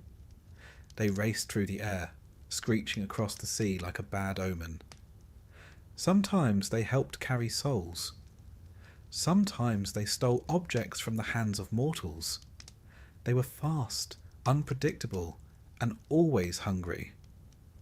But over time, as stories grew darker, the Harpies became less abstract and more terrifying, less weather and more wrath. They were imagined as women with the bodies of great birds, vast wingspans, talons sharper than knives, and faces that once might have been beautiful, but had long since been twisted by rage and divine duty. Their scent was said to be foul, rot and smoke and salt. Their voices screeched like rusted hinges. Their feathers were streaked with filth, tangled with the remnants of whatever they had taken last. The harpies didn't hunt because they needed to eat. They hunted because someone had to. Because the gods, in their infinite wisdom, sometimes needed messengers who could make mortals miserable and fast. One of the most well-known tales involving them is the tragedy of King Phineus of Thrace. Phineus had a gift, the power of prophecy, but he made the mistake of revealing too much truth. He spoke freely of the gods' secrets, lifting the veil between divine will and human consequence. And for this he was punished, not with blindness, not with death, but with hunger. Each day a feast would be laid before him, meats roasted to perfection, fruits ripe and bursting, bread still warm. But as soon as he reached for a morsel, they came, the harpies. They descended in a fury of wings and claws, screaming and cackling. They would snatch the food away or foul it with filth so vile that even touching it was impossible. Phineus starved day after day, surrounded by an abundance he could not touch. He aged, grew gaunt, and wept, not from hunger alone, but from the cruelty of being so near to relief, and yet forever denied.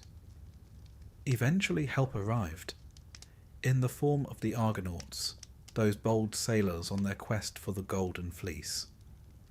Among them were Zetes and Calais, the Boreads, sons of the North Wind. They had wings of their own, feathered limbs that shimmered with speed. When the harpies next came for Phineus's feast, Zetes and Calais gave chase. The sky filled with feathers, steel, and shrieks.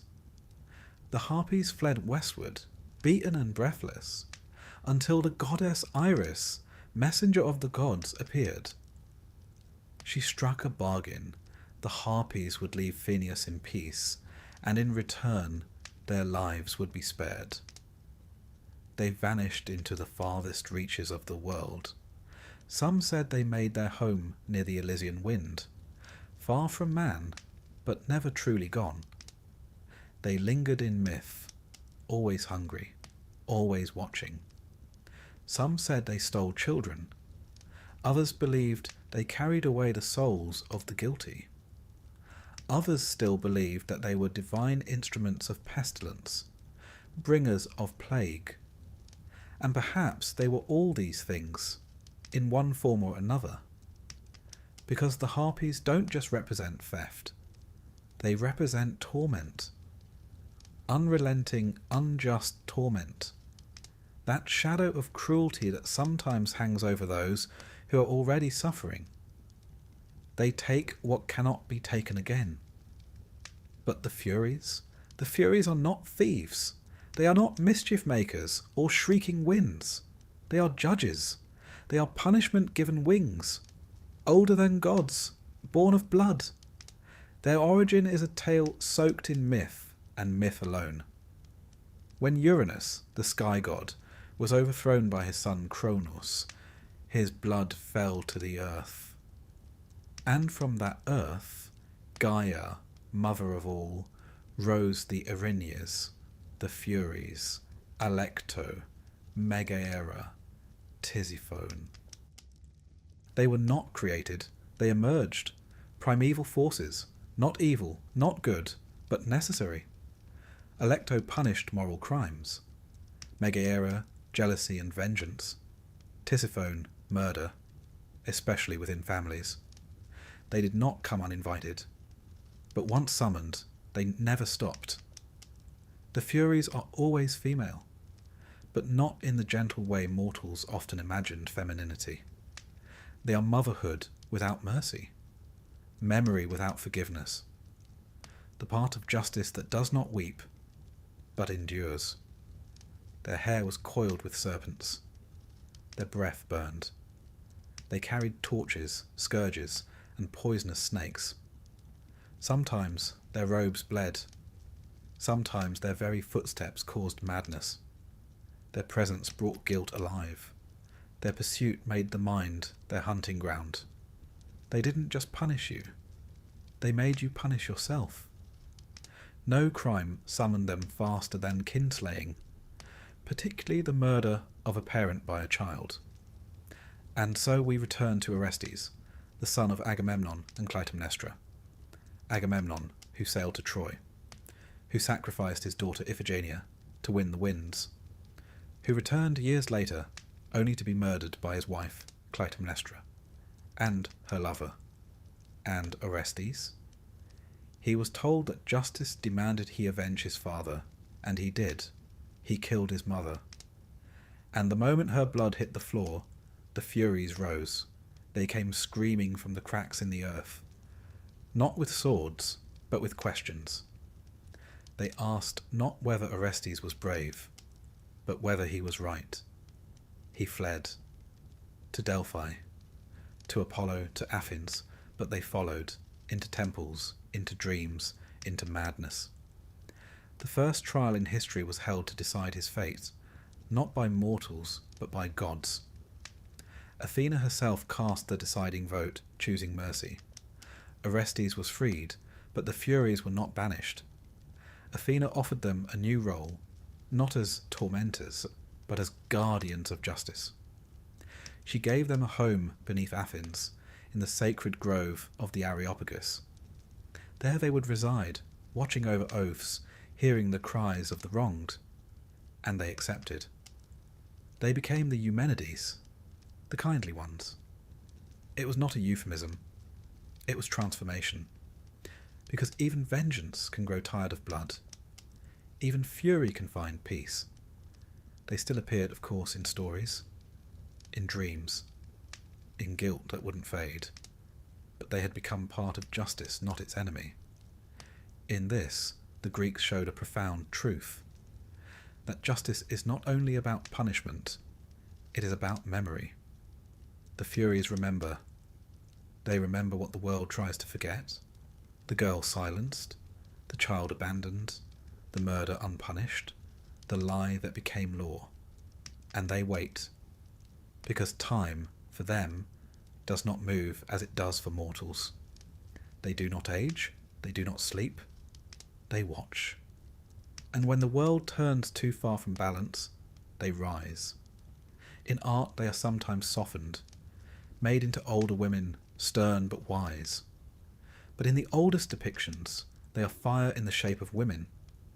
They are nightmares made noble, and they never blink. Harpies are hunger. Furies are conscience. Harpies are storm. Furies are structure. Both fly, both frighten. But the harpies take what is yours. The Furies make you face what you've done.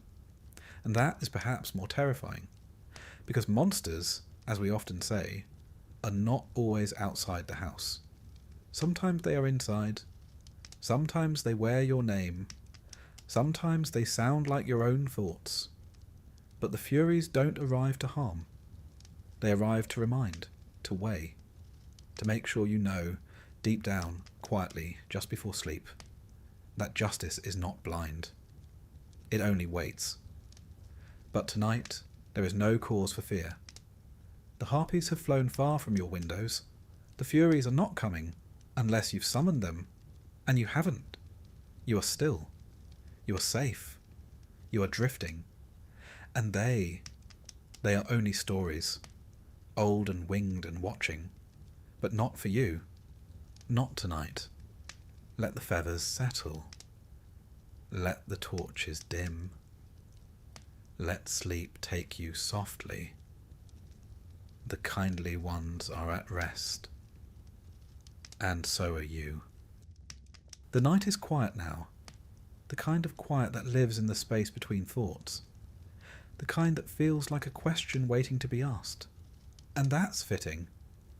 Because tonight we meet the monster who waits with questions. Not with claws, not with fire, but with a riddle and a smile, a stillness, a choice. This is the story of the Sphinx. Not the Egyptian one, that grand, silent guardian of sand and sun. Number the Greek Sphinx is something else entirely. Not a monument, but a challenge. Part lion, part woman, part bird, and all mystery. She sits outside the city of Thebes, on a rock just high enough to see the road, just low enough to be seen. Her wings are tucked in, her gaze unblinking. She does not chase. She does not move. She waits. And when someone passes, she speaks. One question, answer correctly, and she lets you go. Answer wrong, she devours you. But let's begin not with her end, but her origin, which, like many things in Greek mythology, is half divine, half uncertain. The Sphinx was said to be the daughter of two monstrous parents, Orpheus, the two-headed hound, and the Chimera, herself a creature stitched from lion, goat, and serpent. Others say she was born of Echidna and Typhon, the same pair who spawned so many of the terrors we've met on this journey. But while her siblings raged and clawed and burned, the Sphinx was given a quieter weapon, intellect. She was sent, some say by the gods, others say by fate, to punish the city of Thebes. Hera may have sent her, angry over an old insult, or Hades, in need of balance, or perhaps it was simply the gods being gods, petty, patient, and fond of difficult lessons. Either way, the Sphinx appeared. She took her place outside the gates of Thebes, and there she stayed. She didn't destroy the city. She didn't demand a tribute. She didn't scream or threaten. She asked a riddle. What walks on 4 legs in the morning, 2 at noon, and 3 in the evening? No hints, no elaboration. Those who tried to pass her without answering, or who answered poorly, were caught in her claws and torn apart. Not out of malice, simply because that was the price of failure. Thebes was paralysed. Trade slowed. Travellers vanished. The field went untilled. The people cowered behind their walls. Their future held hostage by a single sentence. Not a dragon, not a war. A question. And that's what made the Sphinx terrifying. She didn't punish through brute force. She punished through uncertainty. Her victims were not the weak. They were the unprepared. To face her was to gamble with your understanding of the world, to risk not just your life, but your certainty. And so, the question remained, waiting, until one day a man arrived, Oedipus. His name echoes through time, known now for the strange tragedy of his fate.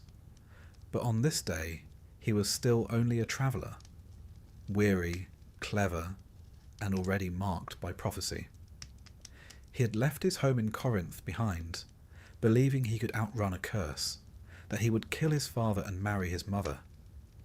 And in trying to escape that fate, he walked straight into it. But not yet, for now he was just a man on the road to Thebes. And on that road he met her, the Sphinx. Her eyes fixed on him. He did not flinch. She asked her riddle, and he answered. Man, in childhood he crawls on 4 legs. In adulthood he walks upright on 2. And in old age he walks with a cane, as with 3. The answer was simple. Obvious, perhaps. Once you heard it. But no one else had. No one else had looked at the riddle and seen not a trick, but a truth. That life itself is a riddle. That time shapes us. That we change, not just in form, but in need. Oedipus understood the riddle not as a puzzle, but as a pattern. And with that answer, the Sphinx was undone. She didn't curse. She didn't cry. She simply leapt from her rock and fell. Her body dashed against the cliffs, her wings snapping, her silence sealed. Why? Some say she was bound by magic, that once her riddle was answered, her purpose was spent. Others say she died of shame, unable to bear defeat. But perhaps she chose to go, because a riddle once solved is no longer sacred. A mystery once unravelled cannot remain a monster. And she was never really a beast, she was a question. And now she was done. Thebes rejoiced. Oedipus was hailed as a hero, married the queen, and became king.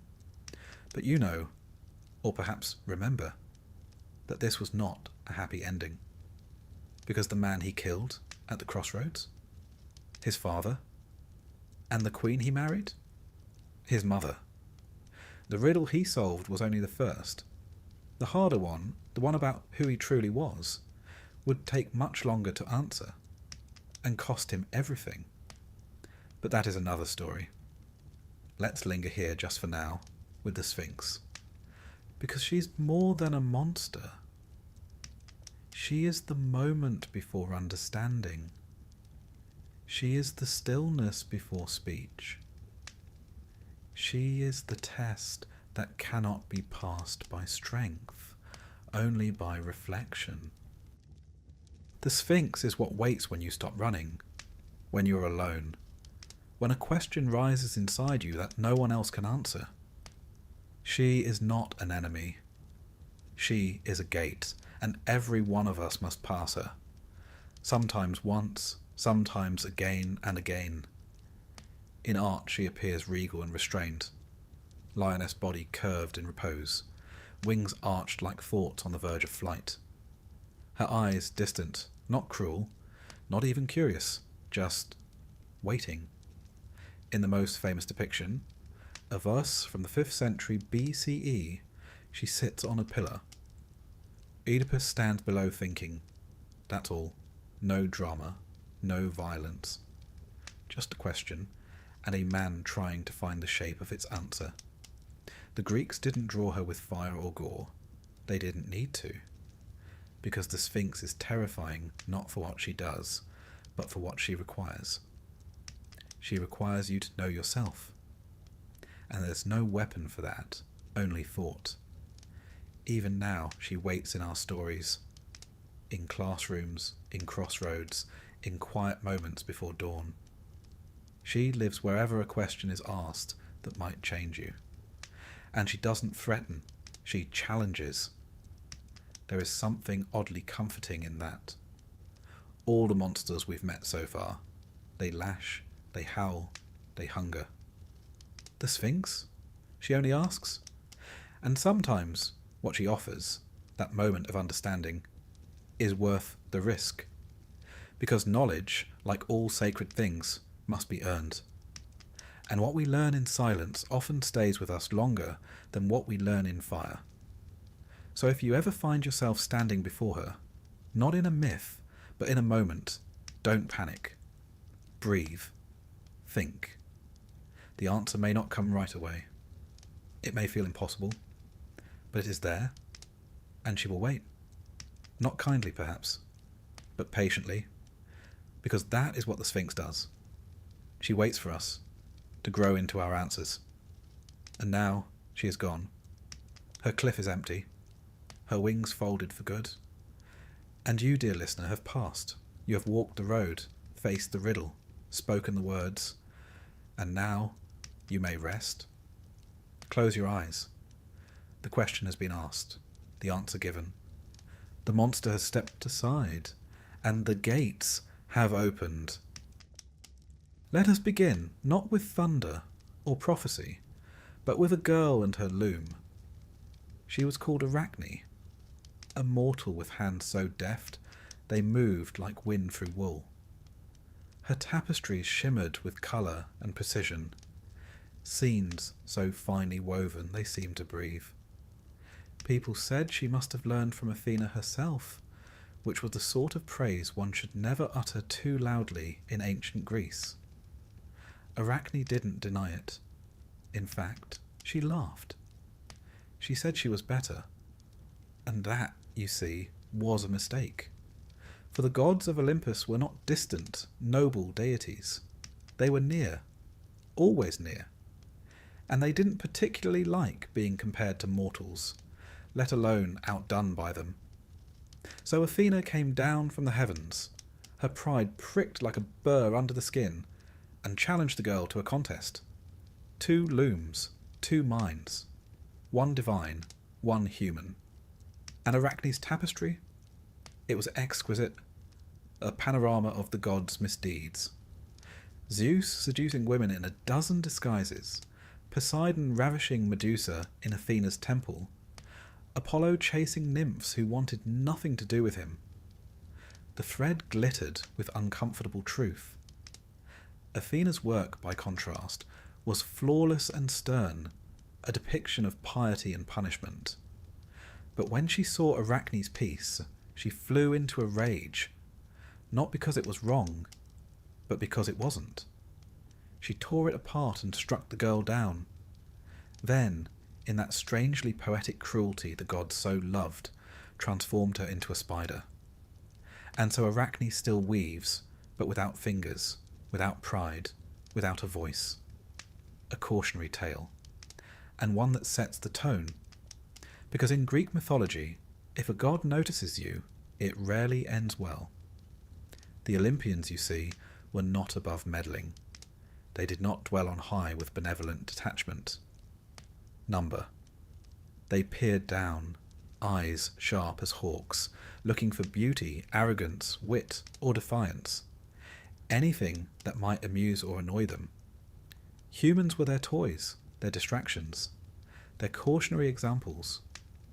Take Semele, a mortal woman beloved of Zeus.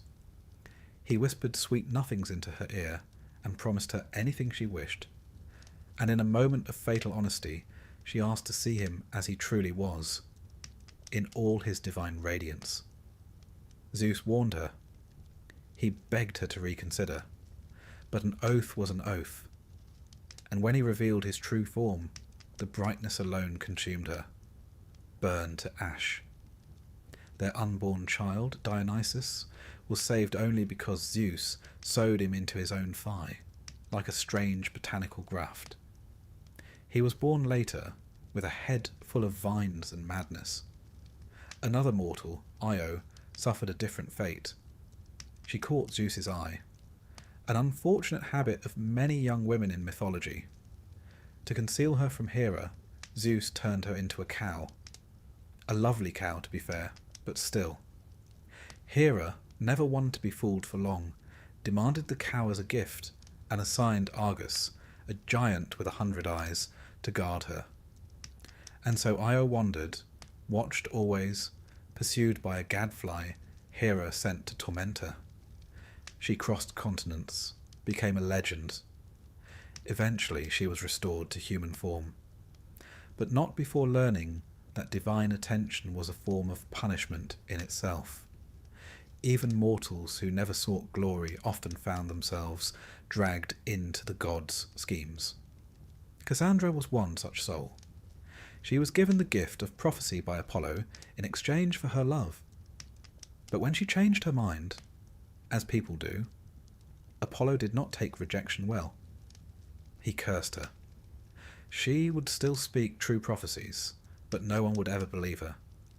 She saw the fall of Troy. She saw her own death. She saw fire and ruin, and no one listened, not once. The Greeks had a word for this kind of tragic arrogance, hubris. It wasn't just pride, it was overstepping. Crossing invisible lines drawn by gods who did not like their creations to become too clever, too bold, or too beautiful. Mortals who rose too high were always brought low.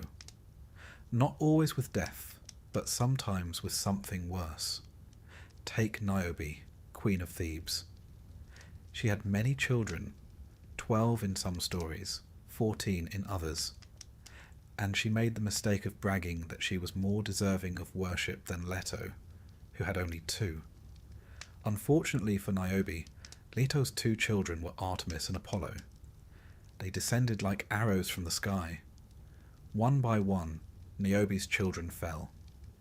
She wept and screamed and begged. In the end, the gods turned her to stone. A weeping rock carved by grief.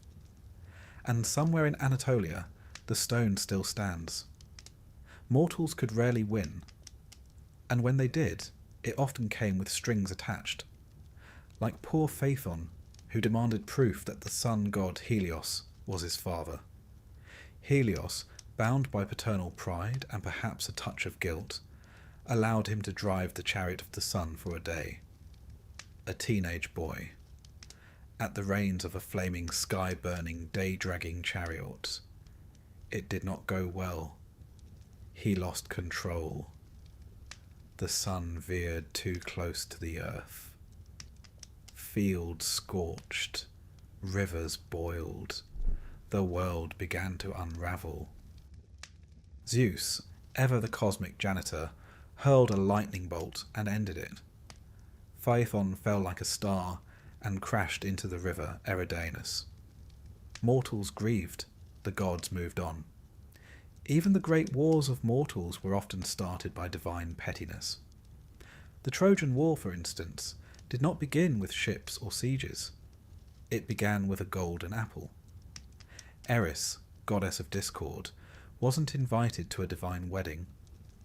So she did what any resentful guest might. She tossed a golden apple into the feast, inscribed with the words, "To the fairest." Hera, Athena, and Aphrodite all reached for it. They demanded a judge. And they found one in Paris, a Trojan prince tending sheep far from the noise of court. Each goddess offered him a gift. Hera offered power. Athena offered wisdom and victory in battle. Aphrodite offered the love of the most beautiful woman in the world. He chose beauty. He chose Aphrodite. And that woman, Helen, was already married to a Spartan king. When Paris took her to Troy, the world ignited. 1,000 ships launched.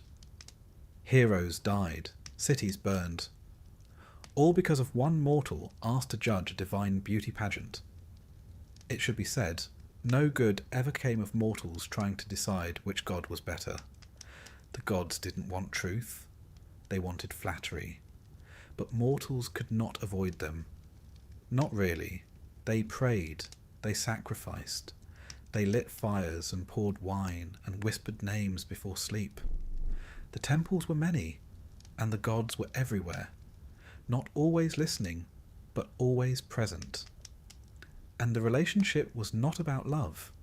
It was about survival.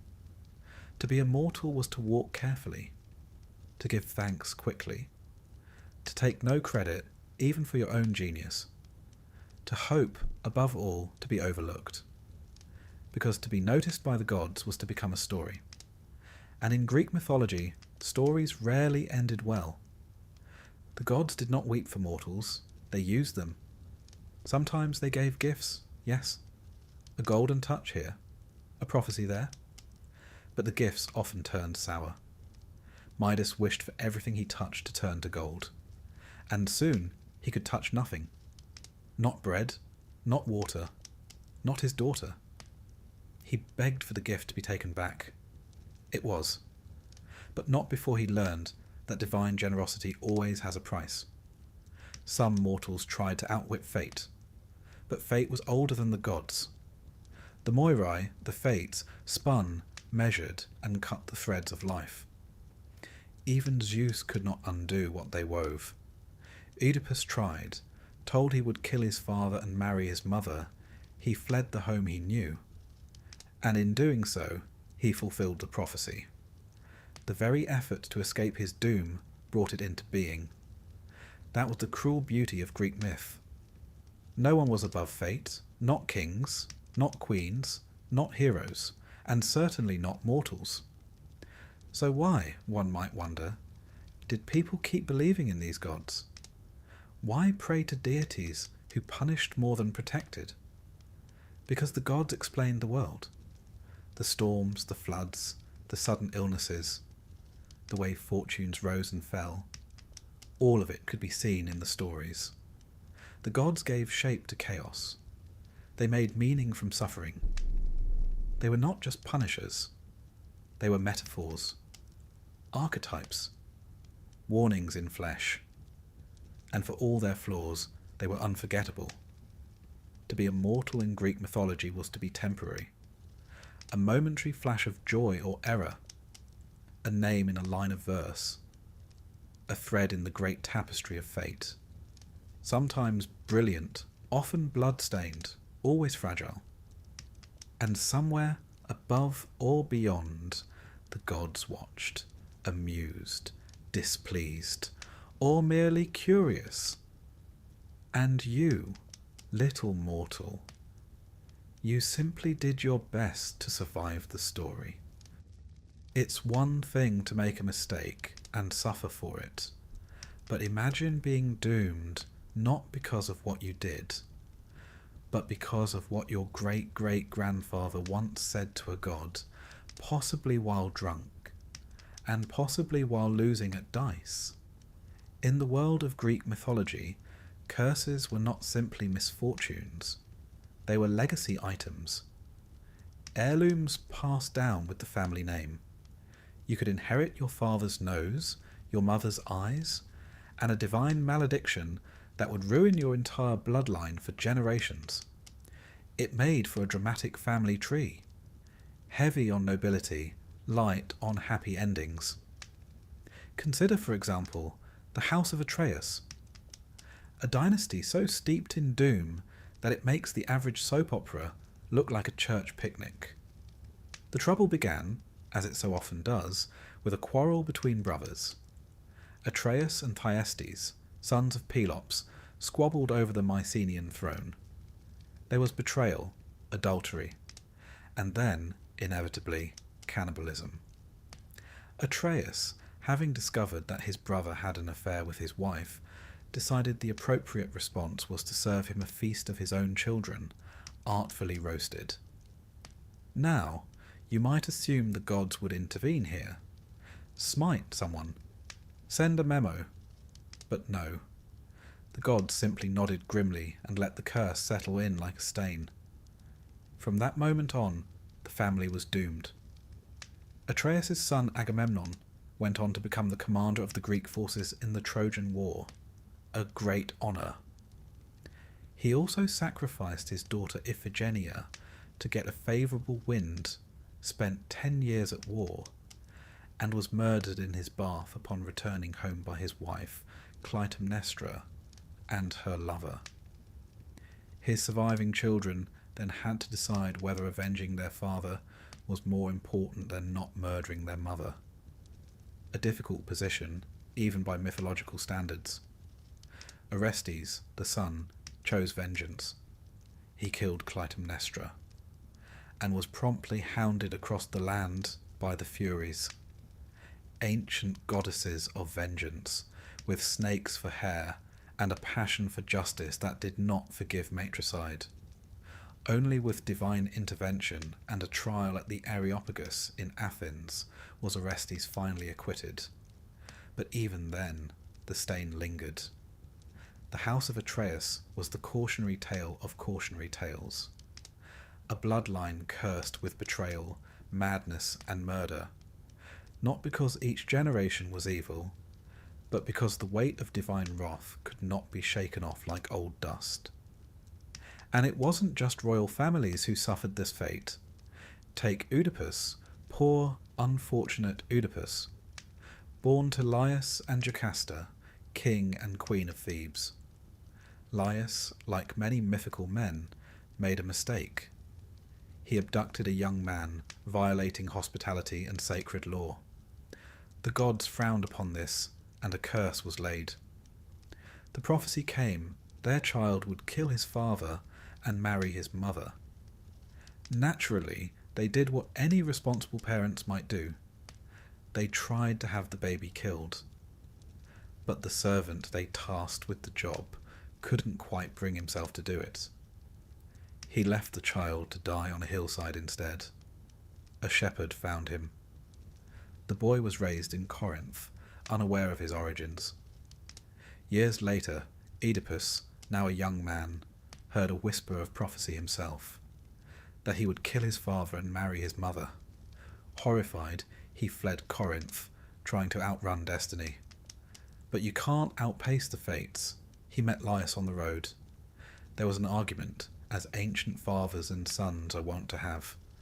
A fight broke out. One man died.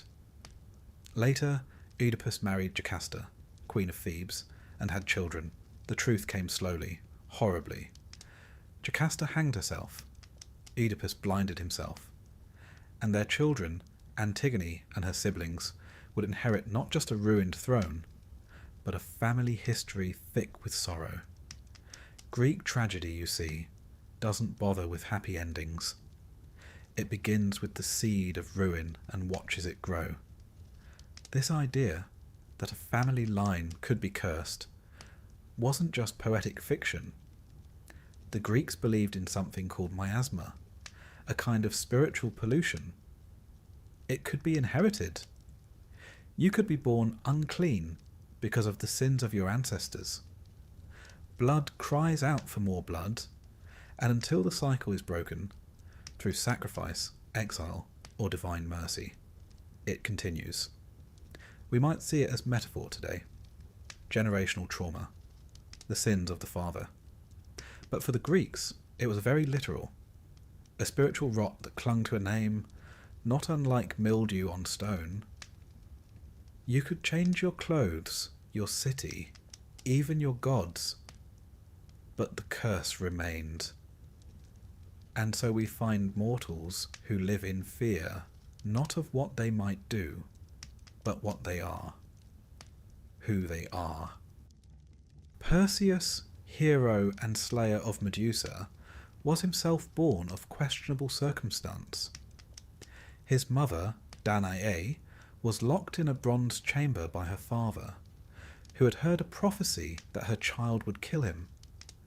Zeus, never one to let bronze get in the way of romance, visited her in the form of golden rain, one of the stranger seduction tactics in myth. Danae conceived. Perseus was born. The king, aghast, did not kill the child, but set mother and son adrift at sea. They survived. Perseus thrived. Years later he returned and, entirely by accident, struck his grandfather dead with a discus at some friendly games. Fate fulfilled. Even when no one meant any harm, prophecy finds its loopholes. These stories reflect something deep in the Greek psyche. The idea that fate is not something you can bargain with. It is a web already woven, and every step you take simply tangles you further. Mortals tried to be clever. They tried to outthink destiny, but the gods always smiled quietly and let them try. Sometimes the curse was physical. The line of Cadmus, founder of Thebes, was riddled with misfortune. His descendants included Pentheus, torn apart by his own mother in a frenzy of Dionysian madness, and Actaeon, who accidentally saw Artemis bathing and was transformed into a stag, then hunted and killed by his own hounds.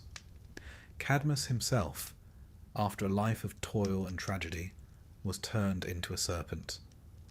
His wife too. They slithered off into obscurity, perhaps the kindest ending in that entire family history. But not all cursed families were royal. Some were simply too beautiful for their own good. Take the tale of Phaedra, wife of Theseus. Her stepson, Hippolytus, was a devout follower of Artemis. So devout, in fact, that he shunned all love and scorned Aphrodite. And you can imagine how well that went. Aphrodite, goddess of love and vengeance, arranged for Phaedra to fall in love with him. It was unnatural, tragic. When he rejected her, she took her own life and left a note claiming he had attacked her. Theseus cursed his son, and Poseidon, never one to pass up a smiting, obliged. Hippolytus died, dashed against the rocks by his own chariot horses. You could die because your family was cursed, or because a god wanted revenge on someone you reminded them of, or simply because you existed in the orbit of doomed people. Misery was contagious. The Greeks didn't believe in fairness, not in the modern sense. They believed in Moira, one's share, one's portion of fate. Some were given great glory, others were given ruin, sometimes both. But what about redemption, you might ask? What about mortals who escaped the curse? They're rare, but not impossible. Orestes, hounded by the Furies, eventually received a trial in Athens. The jury was split, half for acquittal, half for condemnation. Athena herself cast the deciding vote, not in the name of justice but mercy. And in that moment a new idea emerged, that law might one day replace vengeance, that perhaps a man need not be defined solely by his ancestors' crimes. It was a glimmer of hope, a small one. But there it was. In the meantime, the average mortal lived quietly, married carefully, prayed constantly, one eye on the gods, one foot in the dirt, hoping the sins of the father had not already taken root in the son. To be a mortal in Greek mythology was to live in a story that began long before you were born, and might not end until long after you were gone.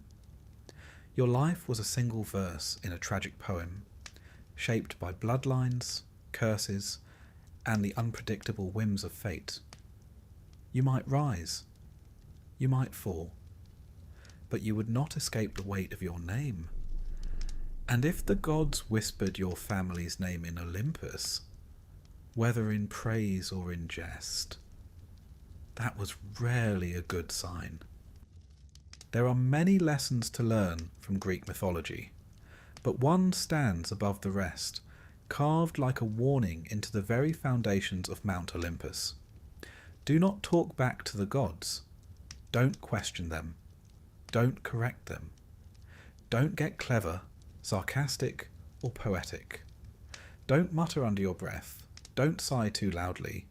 And above all, do not, under any circumstances, try to win an argument, because they will hear you. They always do. And while gods may be immortal, their egos are surprisingly brittle. Take the case of Pentheus, king of Thebes, young, proud, fond of order. He ruled with a sharp eye and a firm hand. And then Dionysus arrived. Now, Dionysus was not your typical Olympian. Born of a mortal mother, Semele, and carried in Zeus's thigh, he straddled the line between divine and human, wild and civilized, wine and wrath. His worship was strange, ecstatic, dancing in the woods, drinking, shouting, shedding inhibition like a snakeskin. Pentheus, unimpressed, declared it nonsense. He banned Dionysian rites, arrested the god in disguise, mocked his long hair, and in the sort of fatal decision only a tragic character could make, decided to spy on the Bacchic women in their revels, dressed as one of them. He crept into the forest in a flowing gown, perched in a tree for a better view, and there, in the moonlight, the women saw him. But they did not see a man. Dionysus clouded their minds. They saw a lion. They attacked. His own mother, Agave, was first to reach him. She tore him down. He died in pieces, smiling up at the stars. The gods are nothing if not theatrical. Pentheus's crime? He laughed. He doubted. He told the gods they were nonsense. And the gods, it turns out, have a very clear opinion on nonsense. Another fellow who learned this the hard way was Capaneus, a warrior in the myth of the Seven against Thebes. He scaled the city walls, bold as brass, and declared aloud, in the middle of battle, that not even Zeus could stop him. Zeus did stop him, with a lightning bolt, instant death, crisped mid-sentence. There's a curious silence that follows stories like these, a kind of collective holding of breath, because the moral is never subtle. Speak out of turn, and you will be turned to ash, or stone, or mist, or a cautionary statue in some temple courtyard. Even those who told the truth, not lies, but inconvenient truths were punished. Cassandra, Princess of Troy, was given the gift of prophecy by Apollo. But when she rejected his advances, or rather accepted the gift and then rejected him, he cursed her. She would still see the future, yes. She would see it clearly, brilliantly, unbearably, but no one would ever believe her. She warned of the Trojan horse, of the sack of the city, of her own death, and every word fell like dust. Disbelieved, ignored, dismissed. The gods, you see, don't mind if you're right, as long as it's flattering. If it's not, well, you'll find yourself yelling into the void. And sometimes the punishment came not from the god directly, but through the very forces of fate itself. Take Arachne. You'll remember her from earlier. The weaver who dared claim she was better than Athena. The detail often overlooked in her story is this. She was right. Her tapestry was beautiful. It told the truth. It depicted the gods' crimes, their disguises, their seductions. And Athena, though furious, could not deny the skill. So she destroyed the work. And the girl. Because it is not enough to be right. You must also be reverent. And in ancient Greece, reverence did not mean quiet belief. It meant submission. It's easy to judge the gods as petty. And to be fair, they often were. But their responses reflect something deeper about the way the Greeks saw the world. The gods were not moral exemplars. They were not just or fair in the way we use those terms now.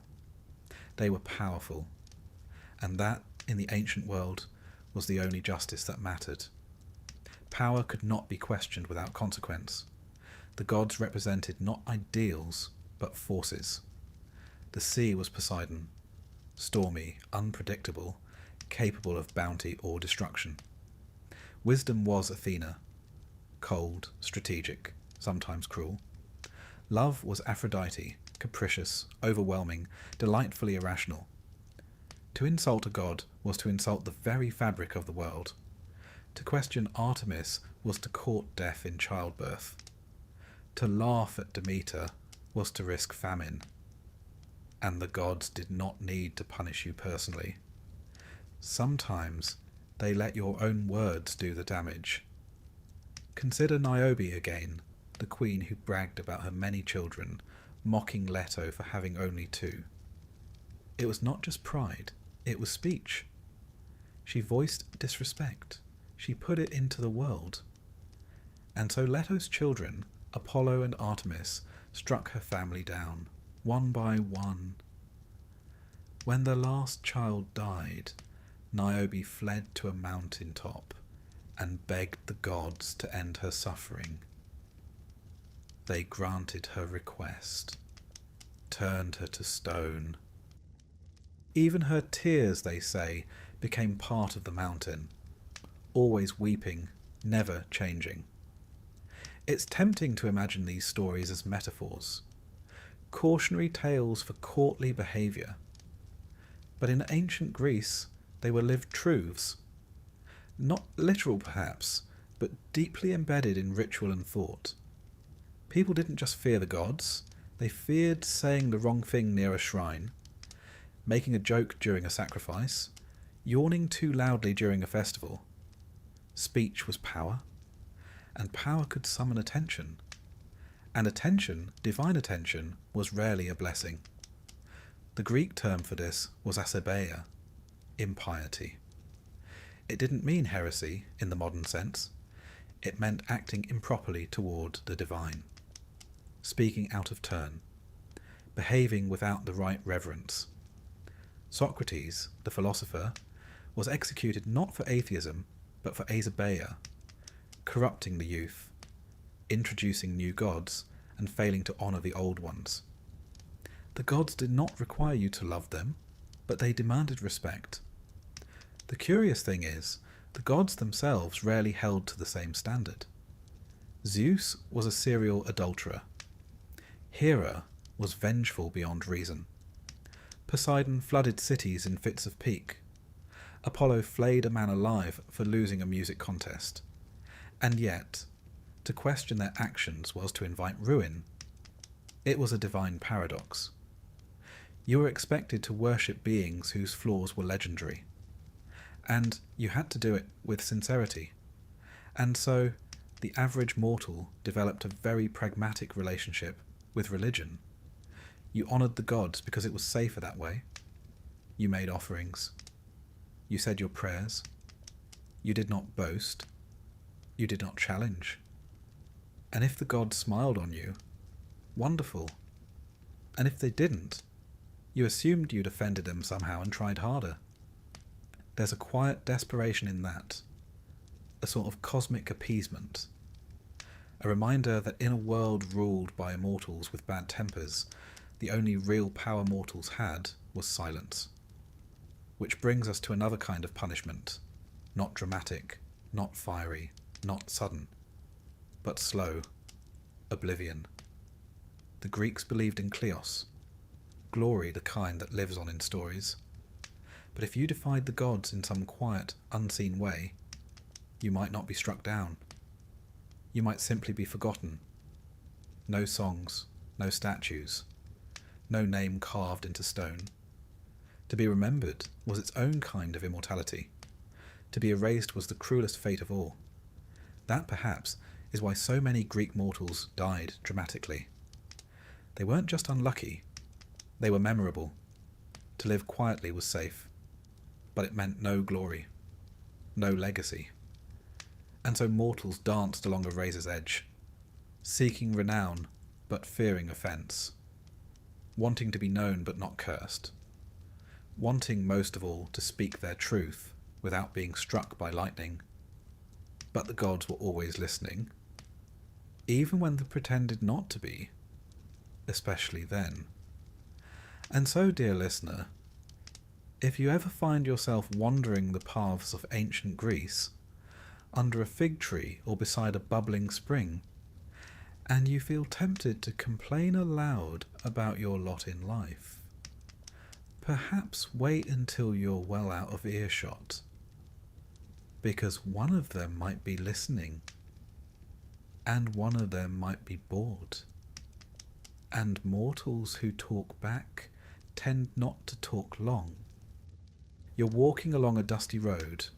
There's a cool breeze, the scent of thyme and olive in the air, and the sound of distant goats. All is calm. All is ordinary. And then, suddenly, a creature the size of a house steps out from behind a rock and decides you look like lunch. Welcome to a fairly typical Tuesday in ancient Greek mythology. For mortals, the world was never just fields and sky. It was also lairs. Caves, cliffs, forests thick with teeth and scales. You never quite knew what might be lurking behind the next olive tree. A shepherd, a satyr, or a three-headed dog. The Greeks were particularly fond of monsters. Not in the way modern stories might treat them.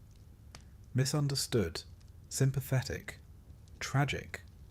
No, their monsters were, generally speaking, quite content being horrible. They didn't need complex motivations, they just needed appetites. And unfortunately, mortals were often the preferred dish. Let us begin with one of the greats, the Chimera. Not just one beast, but three. A lion in the front, a goat sprouting from its back, and a snake for a tail. It breathed fire, of course, because why not? Its purpose in life appeared to be to roam the countryside, burning livestock and incinerating anyone with a torch and a sword who thought they might make a name for themselves. Heroic, yes, but also flammable. Then there's Scylla. Poor sailors. They thought the worst part of their journey was the open sea, the storms, the pirates, the hunger. But then they reached the straits, narrow and perilous.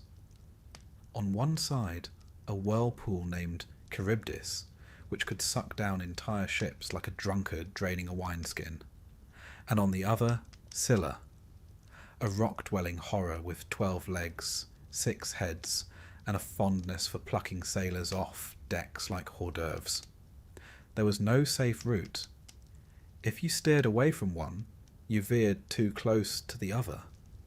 And in life, as in myth, some choices are not about winning. They're about minimizing how much of your crew you lose. Or take the Minotaur. Half man, half bull. Raised in a labyrinth so complex that even its builder barely escaped. This monster was the result of a long and unfortunate chain of divine meddling and royal bad judgment. A queen enchanted to fall in love with a bull, an architect with too much imagination, and a child born of that union, imprisoned forever in darkness.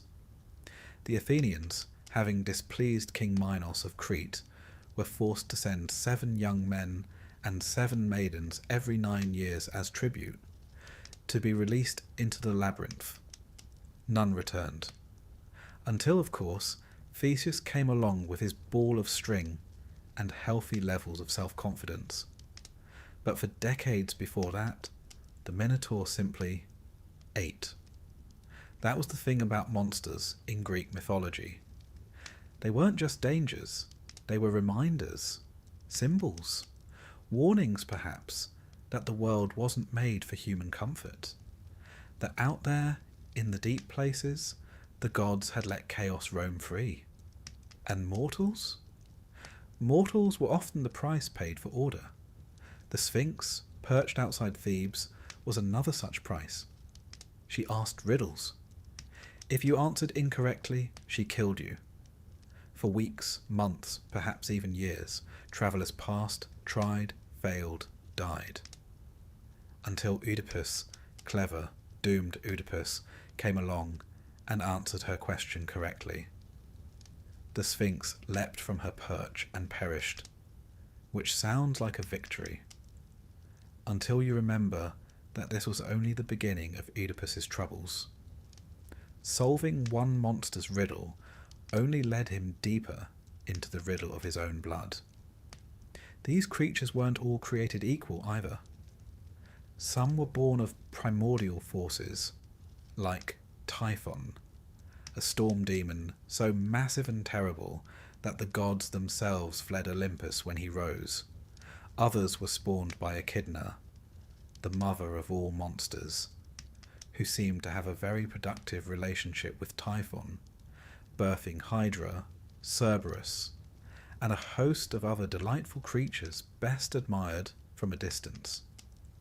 Hydra, for instance, was a serpent with multiple heads. When you cut one off, 2 more grew in its place. A handy metaphor, really, for problems that get worse the more you meddle. Or, in the case of Heracles, just another day's work. Heracles, the closest thing Greek mythology has to a full-time monster exterminator, spent his life dealing with the gods' unfinished business. Giant boars, man-eating birds, hellhounds, all sent his way, usually as part of a labour assigned by a cowardly king or an angry god. One gets the sense that the Olympians didn't like clearing up their messes. They just created monsters, then waited for some sweaty mortal with a club to solve the problem. And when he did, they might grant him a wreath, or more likely, send him another one. Even beautiful creatures could be deadly. The sirens, for instance, sat on craggy rocks by the sea, singing songs so sweet that sailors forgot themselves. Forgot food, sleep, wives, children, everything. They steered toward the sound, dashed their ships on the rocks, and died smiling. Odysseus, clever man that he was, stuffed his crew's ears with wax and tied himself to the mast just to hear their song without being lured. A rare case of a man encountering a monster and surviving with his life and ego intact. More often, mortals stumbled upon danger with no warning. A flash of feathers, a shadow in the sky, a hiss from a cave. The ancient Greek countryside in myth was riddled with hazards, not just beasts, but divine punishments given form. And yet, despite all this, monsters were necessary. They gave heroes something to fight. They shaped stories into arcs, from fear to confrontation to sometimes triumph. But for the ordinary mortal, the non-hero, the farmer or fisher or child caught in the crossfire, they were simply a reminder that the world was not safe. Imagine living in a time when no explanation existed for earthquakes or droughts, where disease had no clear cause, where lightning struck without warning. The world must have seemed full of unseen forces. And so the Greeks filled that uncertainty with teeth and wings and claws. But monsters were not just symbols of nature. They were also warnings about behaviour. Take Medusa. She began, in some versions, as a beautiful maiden. But after Poseidon assaulted her in Athena's temple, the goddess punished her, not Poseidon, by turning her into a gorgon, snake hair, petrifying gaze, solitude eternal. What was she really? A monster? Or a woman transformed by divine wrath into something others should fear? Perhaps both. The Greeks understood that monsters were not just born, they were made. Often they were mortals first, changed by curses, by jealousy, by vengeance. The line between human and beast was always thin. Lycaon, for example, was a king who served Zeus human flesh disguised as hospitality. In return, he was turned into a wolf. An early werewolf tale, if you like, but also a message: offend the gods, and you might lose more than your manners. Even lovers of gods could become monsters. Take Lamia, once a queen of Libya, beloved by Zeus. Hera, naturally, took offence. As punishment, Lamia's children were slain. Grief drove her mad. Hera then added a cruel twist. Lamia was cursed never to sleep and to devour the children of others. She became a night-stalking demon, feared in lullabies. But beneath the horror was sorrow. Her monstrousness was not her fault. It was her sentence. In this way, monsters in Greek myth were often tragic. Not in a soft, modern sense, but in the hard, classical sense of the word. They suffered, they frightened, they died, but they were never senseless. They meant something. Even Cerberus, the three-headed hound of Hades, had his purpose. He stood at the gates of the underworld, let souls in, did not let them out. A monster, yes, but also a guardian, a cosmic border collie of sorts. And so mortals lived with monsters not just in story, but in worldview. They were the teeth in the darkness, the consequences of divine will, or human folly, or simply the old world not yet tamed. No mortal could kill them all. No city could be safe forever. But they endured. They built temples to gods who might keep monsters away. They passed down tales, how to defeat them, how to avoid them, how to live with knowledge that they might always be nearby. For some, monsters were an invitation, a chance to rise, to become a hero, to carve their name in the annals of myth. For others, they were just bad luck, a wrong turn, a scream in the night. And for most, they were simply a reminder that the world was not made for their comfort. It was a place of beauty, yes, but also of wings in the sky, scales beneath the waves, eyes in the dark. And when the gods were bored, or careless, or cruel, they let the monsters roam free. There's a strange thing about Greek heroes. They shine like stars in poetry, cast in bronze, immortalized in epic. Their names echo through the centuries: Achilles, Heracles, Jason, Odysseus. But if you pause a moment and really look at their stories, not the glory, but the lives themselves, you might begin to wonder, was it worth it? Because to be a hero in Greek mythology was to be famous, yes, but also to be hunted, cursed, betrayed, punished, exiled, tormented by the gods, and, without fail, to die tragically. You were heroic, but you were disposable. Let's begin with the most obvious case, Achilles, the poster boy of Greek heroism. Stronger than all, faster than most, and blessed or cursed with a choice. Live a long, quiet life in obscurity, or die young and gain eternal glory. Naturally, he chose the latter. This is Greek myth after all. Longevity was never fashionable. So he sailed for Troy, fought for 10 long years, killed Hector, dragged his body around the city walls, and then one morning was struck down by a single arrow, guided by Apollo, fired by Paris, and aimed at the one soft place on his body, the heel. It's poetic, of course, but also rather deflating. All that strength, all that wrath, and in the end, one tiny vulnerability was enough. Because heroes were never allowed to simply age. They didn't retire. They didn't settle down and write memoirs. They didn't even get to enjoy their triumphs. They existed to die at the right moment, in the right way, for the right song to be sung. And the gods made sure of it. Heracles, or Hercules, if you prefer the Latin form, is another fine example. A man so strong he held up the sky, cleaned the stables of Algaeus in a single afternoon, and strangled snakes in his cradle.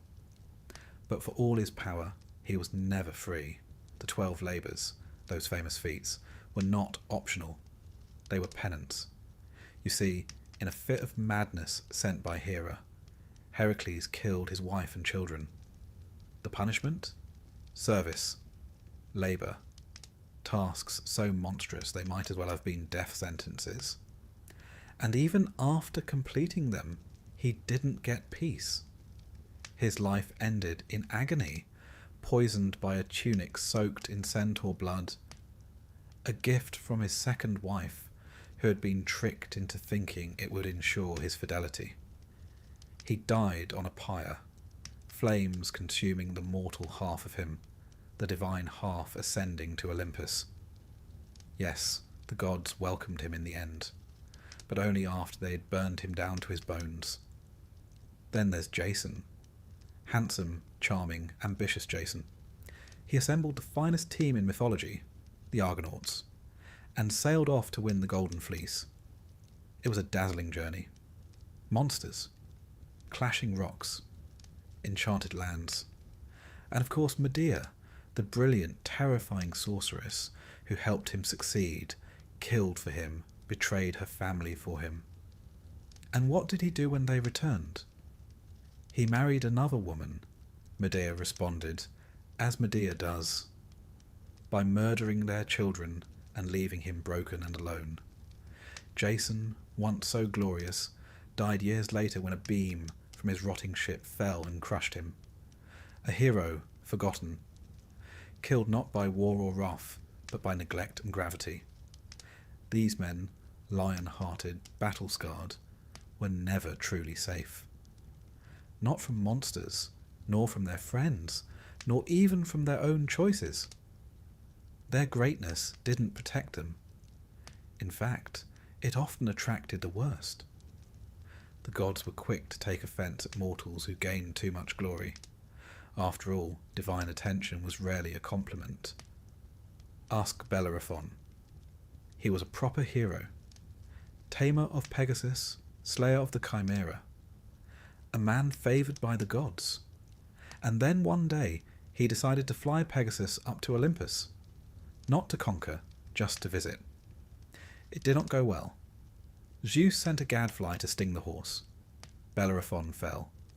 Survived, technically, but was crippled, blind, and lived out his days wandering alone, hated by gods and men alike.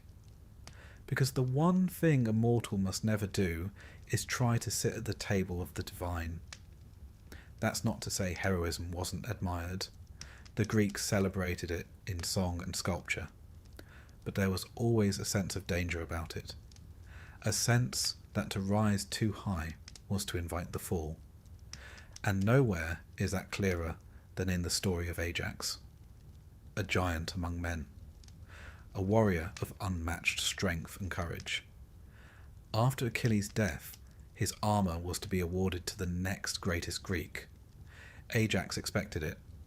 Odysseus received it. Humiliated, maddened, Ajax plotted revenge. But Athena clouded his mind.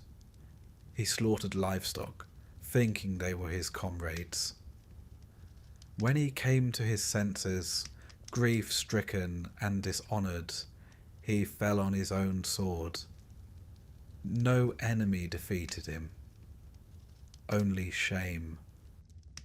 It's important to understand how the Greeks viewed glory, kleos, as they called it.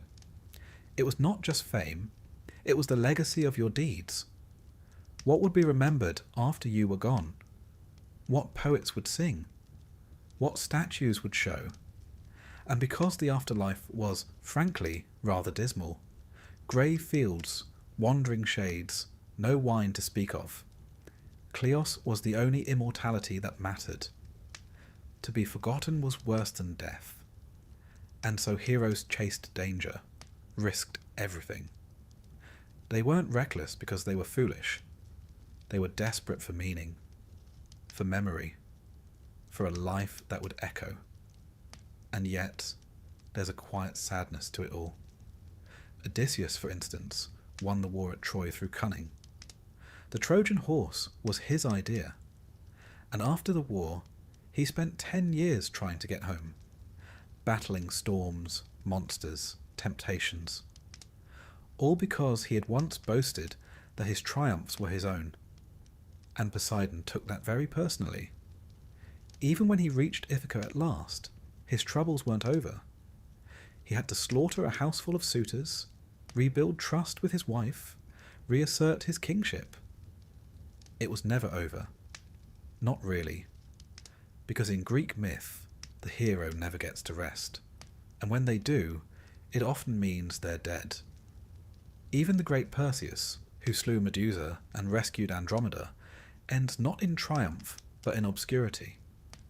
His victories made him famous, yes, but he fades from the story, settles down, vanishes from the epic stage.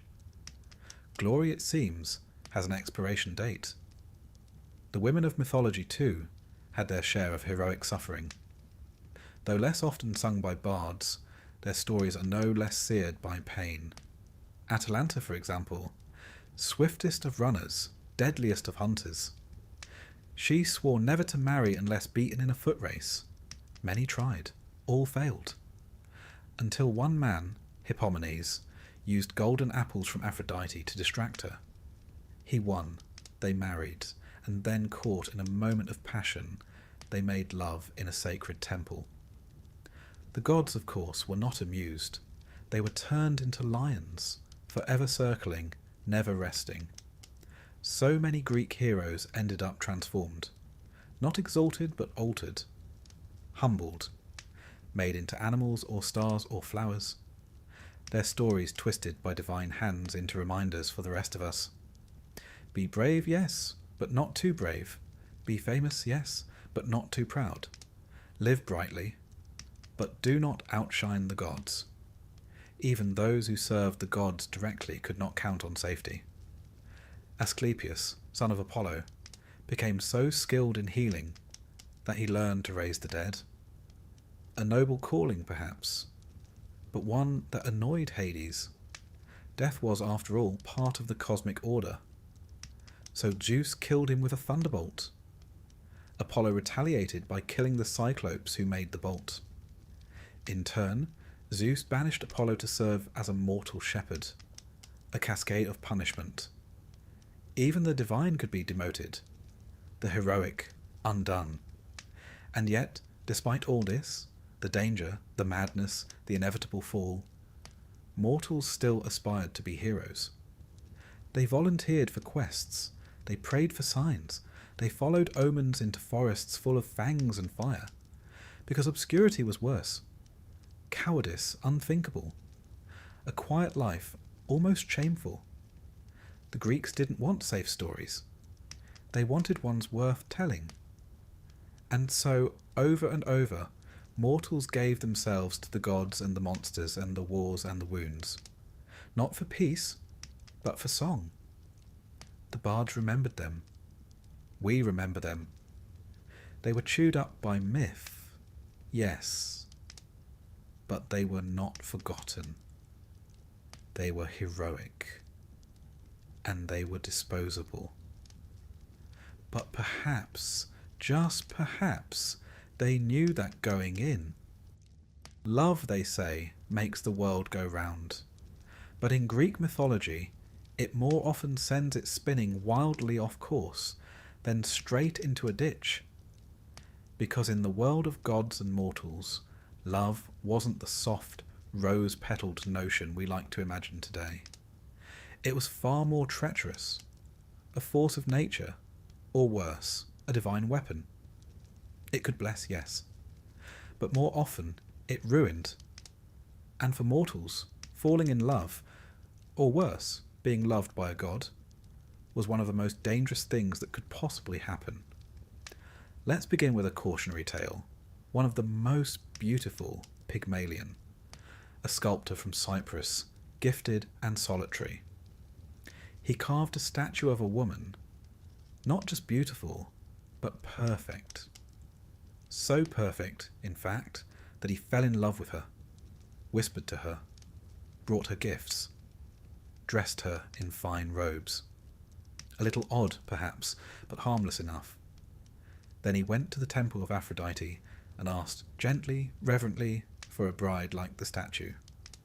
The goddess, amused or perhaps flattered, answered. The statue came to life. A happy ending, one might think.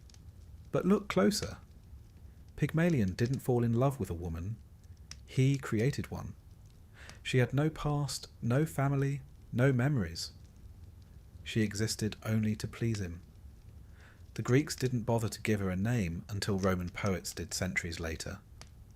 Love, in this case, was not a relationship. It was possession, dressed in poetry.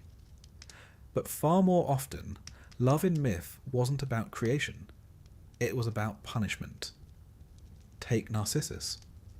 A young man so stunning that people fell in love with him on sight. But he showed no interest, no affection, no kindness. One rejected soul prayed to the gods for vengeance, and they delivered it. Narcissus came to a still pool, saw his own reflection, fell in love. Unable to touch the image, unable to look away, he withered, died, and where he fell a flower grew, delicate, pale, always bowing toward the water. The Greeks knew what we now call toxic self-regard, but they turned it into a myth, a warning, softly blooming by the riverbank. Then there's poor Echo, a nymph who talked too much. By some accounts, she used to distract Hera, while Zeus conducted his usual affairs. When Hera discovered the trick, she cursed Echo so she could only repeat what others said.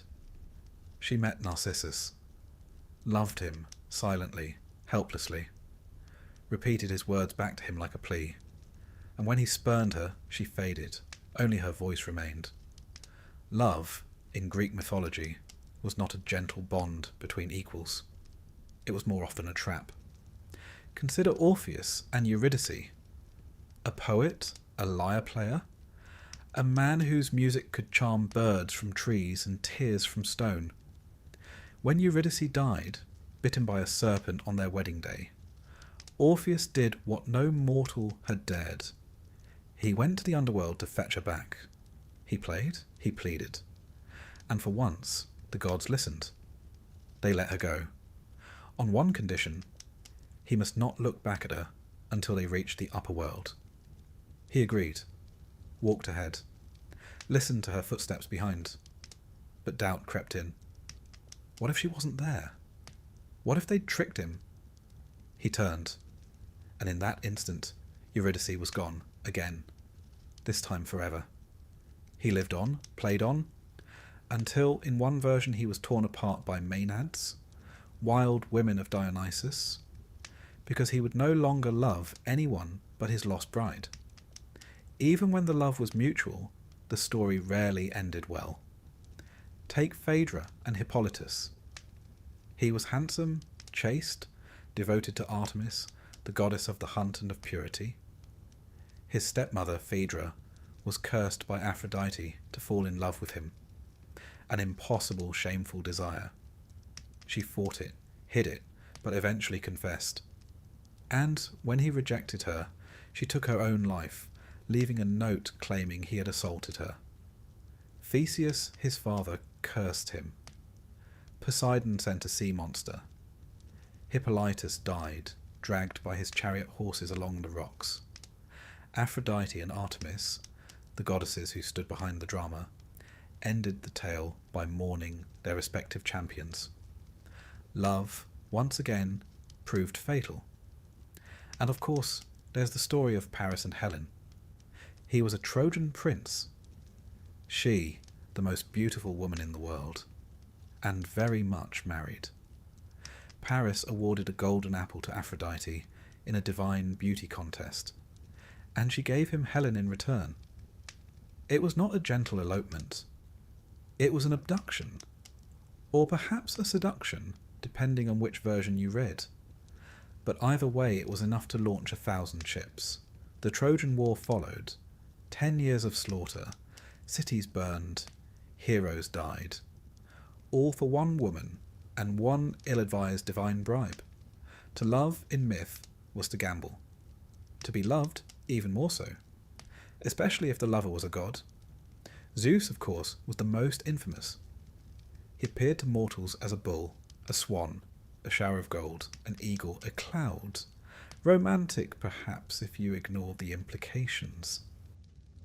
His lovers suffered. Semele was incinerated. Io was turned into a cow. Leda bore children who hatched from eggs. Europa was carried across the sea. Danae conceived Perseus in a locked chamber. And Callisto, after being seduced or assaulted, depending on the version, was turned into a bear. Her son nearly killed her. The gods finally placed them in the stars, Ursa Major and Minor. A consolation prize, if ever there was one.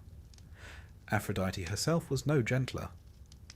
When she fell in love with the mortal Anchises, she warned him not to tell anyone. He did, bragged about it, and was struck by lightning, or made lame, or blinded. The myths vary, but the moral does not. Even being loved by a goddess could ruin you. There's a strange logic to all of this. Love, in the Greek imagination, wasn't controllable. It wasn't rational. It was divine madness. Eros. Not the soft affection of Odin romance, but a kind of possession. When you were in love, you were no longer yourself. And that, in a society that prized moderation, dignity, and restraint, was deeply unsettling. The god Eros, or Cupid, as the Romans later called him, was not a cherub. He was a force, a spark of chaos. To be struck by his arrows was to lose your will, your reason, your control. And mortals, bound as they were by duty and fate, could not afford to lose control. Even in history, this theme persisted. The Greeks saw love as something that could be both civilizing and destructive. Marriage was a social contract, important, yes, sacred even, but passion, eros, was something else. Dangerous, powerful, not to be trusted. In their dramas, love leads to downfall. In their temples, it's a force to be worshipped carefully. And in their myths, it is almost always tragic. Psyche, a mortal princess, was so beautiful that people stopped worshipping Aphrodite. The goddess, furious, sent Eros to make her fall in love with a monster. but Eros fell in love with her himself. He visited her at night in darkness, never revealing his face. She was forbidden to look. Of course she did. He fled. She wandered the earth, performing impossible tasks to win him back. Eventually they were reunited. She was made immortal. One of the rare happy endings, but only after a great deal of divine humiliation, grief, and symbolic death. So why, one might ask, did the Greeks keep telling these stories? Because love, to them, was never safe, but it was always real. It was the crack in the armour, the madness in the king, the pull between mortal and divine. They feared it, revered it, wrapped it in myth so they might understand it, or at least contain it. And perhaps that's why love remains so compelling in their stories. Not because it leads to joy, but because it leads somewhere. Downward, inward, forward, into ruin, into glory, into madness. For the mortal caught in the grip of love, there was no map, no safe path. Only the hope that the gods would look away just this once. But they rarely did. Because for them, love was a tool, a game, and for mortals, it was a trap. You'd think, after everything, the curses, the monsters, the heartbreak, and the gods with personal vendettas, that mortals in Greek mythology might be rewarded with something a little gentler after death. A nice rest, a sun-dappled meadow, perhaps a reunion with loved ones and a bit of harp music in the background. But no, because in Greek mythology, death wasn't the end of suffering. It was the beginning of something far more bureaucratic. The afterlife was not heaven. It was not hell. It was mostly grey. And if you were a mortal, even a decent one, the best you could usually hope for after dying was to become a mildly confused shade, wandering aimlessly across a dull plain for eternity, without sunlight, identity, or purpose. Welcome to the Asphodel Meadows. This was the Greek default. Not a place of torture, not exactly, but neither was it comforting. It was bland, unchanging. A sort of cosmic waiting room, where the dead drifted about like leaves in a windless forest, remembering less and less as the centuries rolled by. You weren't punished, you simply were. And if that sounds bleak, well, it was. But let's back up a little. Let's talk logistics. When a person died, their soul, the psyche, separated from the body and made its way to the underworld, guided by Hermes, who handled, among other things, the delivery of souls. One imagines him like a sort of mythological courier, stylish and swift, if perhaps a bit impersonal. The soul would arrive at the banks of the river Styx, where Charon, the grim-faced ferryman, awaited with his boat. Payment was expected, usually an obol, a coin placed under the tongue or on the eyes of the deceased at burial. Those without proper burial, or without the coin, were doomed to wander the shore for 100 years, voiceless and unable to cross. A chilling thought, really. The journey to the afterlife could be delayed simply by a careless undertaker. Once ferried across the river, assuming everything went smoothly, the soul would enter the realm of Hades. Not the god himself, though he was there too, in a distant, shadowy palace, but the place, the underworld, guarded by Cerberus, the three-headed hound who let you in, but most certainly not out. And here your fate was decided. But not by gods, not usually. The Greek afterlife had a staff, 3 judges, Minos, Rhadamanthus, and Aeacus, mortals once, but now the eternal arbiters of the dead. They examined your life, your deeds, your crimes, your sacrifices, and based on this celestial audit, you were sorted. if you were truly vile, a betrayer, a murderer, a blasphemer of extraordinary talent, you might be sent to Tartarus. Not just a deep pit, but the pit. A vast abyss of torment, located even below Hades itself. Here, the worst offenders endured punishments designed not just for pain, but for poetic symmetry. Tantalus, who murdered his own son and served him to the gods, was made to stand forever in a pool of water beneath a fruit tree.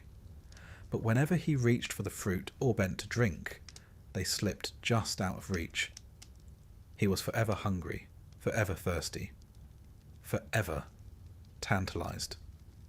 Sisyphus, who cheated death twice, once by tricking Thanatos, the spirit of death, and once by convincing his wife not to bury him, was condemned to roll a boulder uphill for all eternity. Each time it neared the summit, it rolled back down.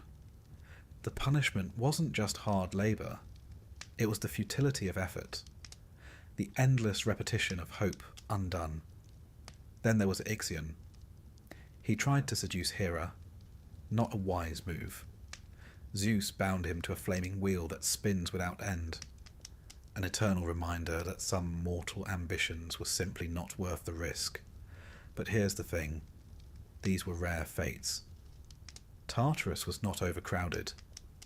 Most souls were not evil enough for torment, nor good enough for reward. Which brings us back to the Asphodel Meadows, the realm of the ordinary dead, the decent, the forgettable, the ones who paid their taxes, said their prayers, and didn't cause too much trouble. They simply drifted. And as the centuries passed, they forgot who they were. Forgotten by the living, unremarkable among the dead, they faded. Not erased. The Greeks didn't believe in annihilation, but reduced, diminished, present, but without sharpness. It wasn't punishment. It was entropy. But not all souls ended there. A fortunate few, heroes, the exceptionally just, or those favoured by the gods, were granted entry into the Elysian fields. Now this, finally, was something approaching reward, a land of endless spring, gentle breezes, music, feasts, athletic contests, if you fancied a bit of running after death, the elite of the afterlife. Achilles was there, though, in Homer's telling, he wasn't exactly thrilled about it. When Odysseus visits the underworld and speaks to Achilles, the great warrior says he would rather be a living servant to a poor man than a king among the dead, which rather dampens the appeal. Still, the Elysian fields offered peace, if not pleasure. And if you lived particularly well, or were reincarnated and lived well again, you might be allowed to stay there forever. A sort of celestial retirement plan for the morally consistent. The Greeks did, in time, entertain the idea of reincarnation. Plato, ever the philosopher, wrote of souls being judged, then choosing their next life based on the lessons learned. A philosopher might become a king. A tyrant, perhaps, a dung beetle. Your fate, in this telling, was shaped by what you valued. Wisdom led to clarity. Vanity led to repetition. It was not universal belief, more a philosophical add-on, but it showed that even the Greeks longed for some sense of justice beyond the grave. Still, for most, the underworld remained what it always had been, a place of silence. There was no divine light, no reward for faith. The gods of Olympus lived forever, but mortals, even beloved mortals, sank into shadow. Even the heroes who visited the underworld, Odysseus, Aeneas, Orpheus, came away changed, haunted. It was not a place you left without consequence. And mortals who tried to cheat death? Well, they rarely succeeded. Orpheus, as we've seen, looked back too soon. Persephone, stolen by Hades, ate 6 seeds of a pomegranate and was bound to return each year. Even Heracles, who went to fetch Cerberus as one of his labours, barely escaped unscathed. Death, in Greek thought, was not evil. It was inevitable, unavoidable. It did not judge or weep or rage. It simply came. Thanatos, the spirit of death, was not cruel. He was quiet, pale, winged. He did not chase, he arrived. And when he did, your story ended. Or rather, it continued. Just without plot. The funeral rituals reflected this view. The Greeks took burial seriously. It wasn't about grief alone. It was necessity. To be unburied was to be trapped, restless, cut off. Even enemies were sometimes buried by their foes, simply to ensure their souls wouldn't linger. And libations, offerings poured into the earth, were common. Wine, milk, honey, olive oil. Not because the dead could drink them, but because it kept the bond intact. The living honoured the dead, and in doing so reminded themselves that their own journey would someday lead below. So they prayed, sacrificed, built tombs, whispered names. Not out of fear precisely, but out of duty. Because the afterlife, though quiet, was not entirely empty. And memory in the Greek imagination was the only thing that could truly outlive death. If no one remembered you, you faded. If they did, if they told your stories, visited your grave, spoke your name, you lingered. Dimly, softly, but still. And so the greatest fear was not fire or punishment. It was being forgotten. That's why heroes chased glory. Why poets wrote epics. Why names were carved into stone. Because even if the gods ignored you, even if fate consumed you, perhaps someone somewhere would remember. And in that memory you would remain. Just a little longer. Imagine, if you will, living every moment of your life with the unsettling feeling that someone is watching you. Not just someone, dozens of someones. From the sky, the sea, the forest, the hearth, the sun, the shadows. Some are interested in your offerings. Some are interested in your mistakes. And all of them have opinions. That was the world of a mortal in ancient Greece. The gods weren't distant. They didn't reside in some heavenly realm beyond the clouds, emerging only for cosmic events. No, they were everywhere, in every flame, breeze, groan of timber, rustle of olive leaf. They were always watching. And more troubling still, they were judging. They noticed everything. What you offered, what you said, what you didn't say, whether you were clean, whether you were honest, whether you looked the wrong direction during a festival, or sneezed at the wrong moment in a temple. They watched you because you mattered, and also because you didn't. The gods, after all, had a tendency to fixate on mortals the way children fixate on ants. Fascinated, occasionally kind, often cruel. Even if you weren't a hero or a villain, even if you were just a simple fisherman or potter or widow selling figs at the market, you still lived under their gaze. And that meant you were always one missed prayer away from misfortune. Take Actaeon, a perfectly decent young man, a hunter, a man fond of dogs and the quiet of the woods. One day, while wandering in the forest, he happened to stumble upon a glade. A soft breeze moved through the trees. Birds chirped, and there, bathing in a secluded pool, was Artemis, goddess of the hunt, the moon, and fiercely guarded chastity. He did not speak. He did not stare. He simply saw her. That was enough. She turned. Her eyes met his. And without a word, she transformed him into a stag. His own dogs, loyal, sharp-toothed, and now very confused, tore him to pieces. The message was clear. Innocence was not a defence. The gods were watching, and they did not take kindly to being seen. Then there's the story of Baucis and Philemon, a rare happy tale, but one with a sharp edge. Zeus and Hermes, disguised as poor travellers, wandered from door to door in a village, seeking shelter. House after house turned them away. Some mocked them, some slammed the door. Only one cottage opened, a humble home shared by an elderly couple. They had little, but they gave freely: bread, olives, wine, and kindness. And so the gods, having revealed themselves, rewarded them. They turned the rude neighbours' homes to ash, flooded the village. Baucis and Philemon were spared, their cottage transformed into a temple. They were made priests, and when they died, they became two trees, intertwined forever. It's a sweet story, but behind the blessing is a darker truth. The gods were testing you, secretly, constantly, and you never knew when.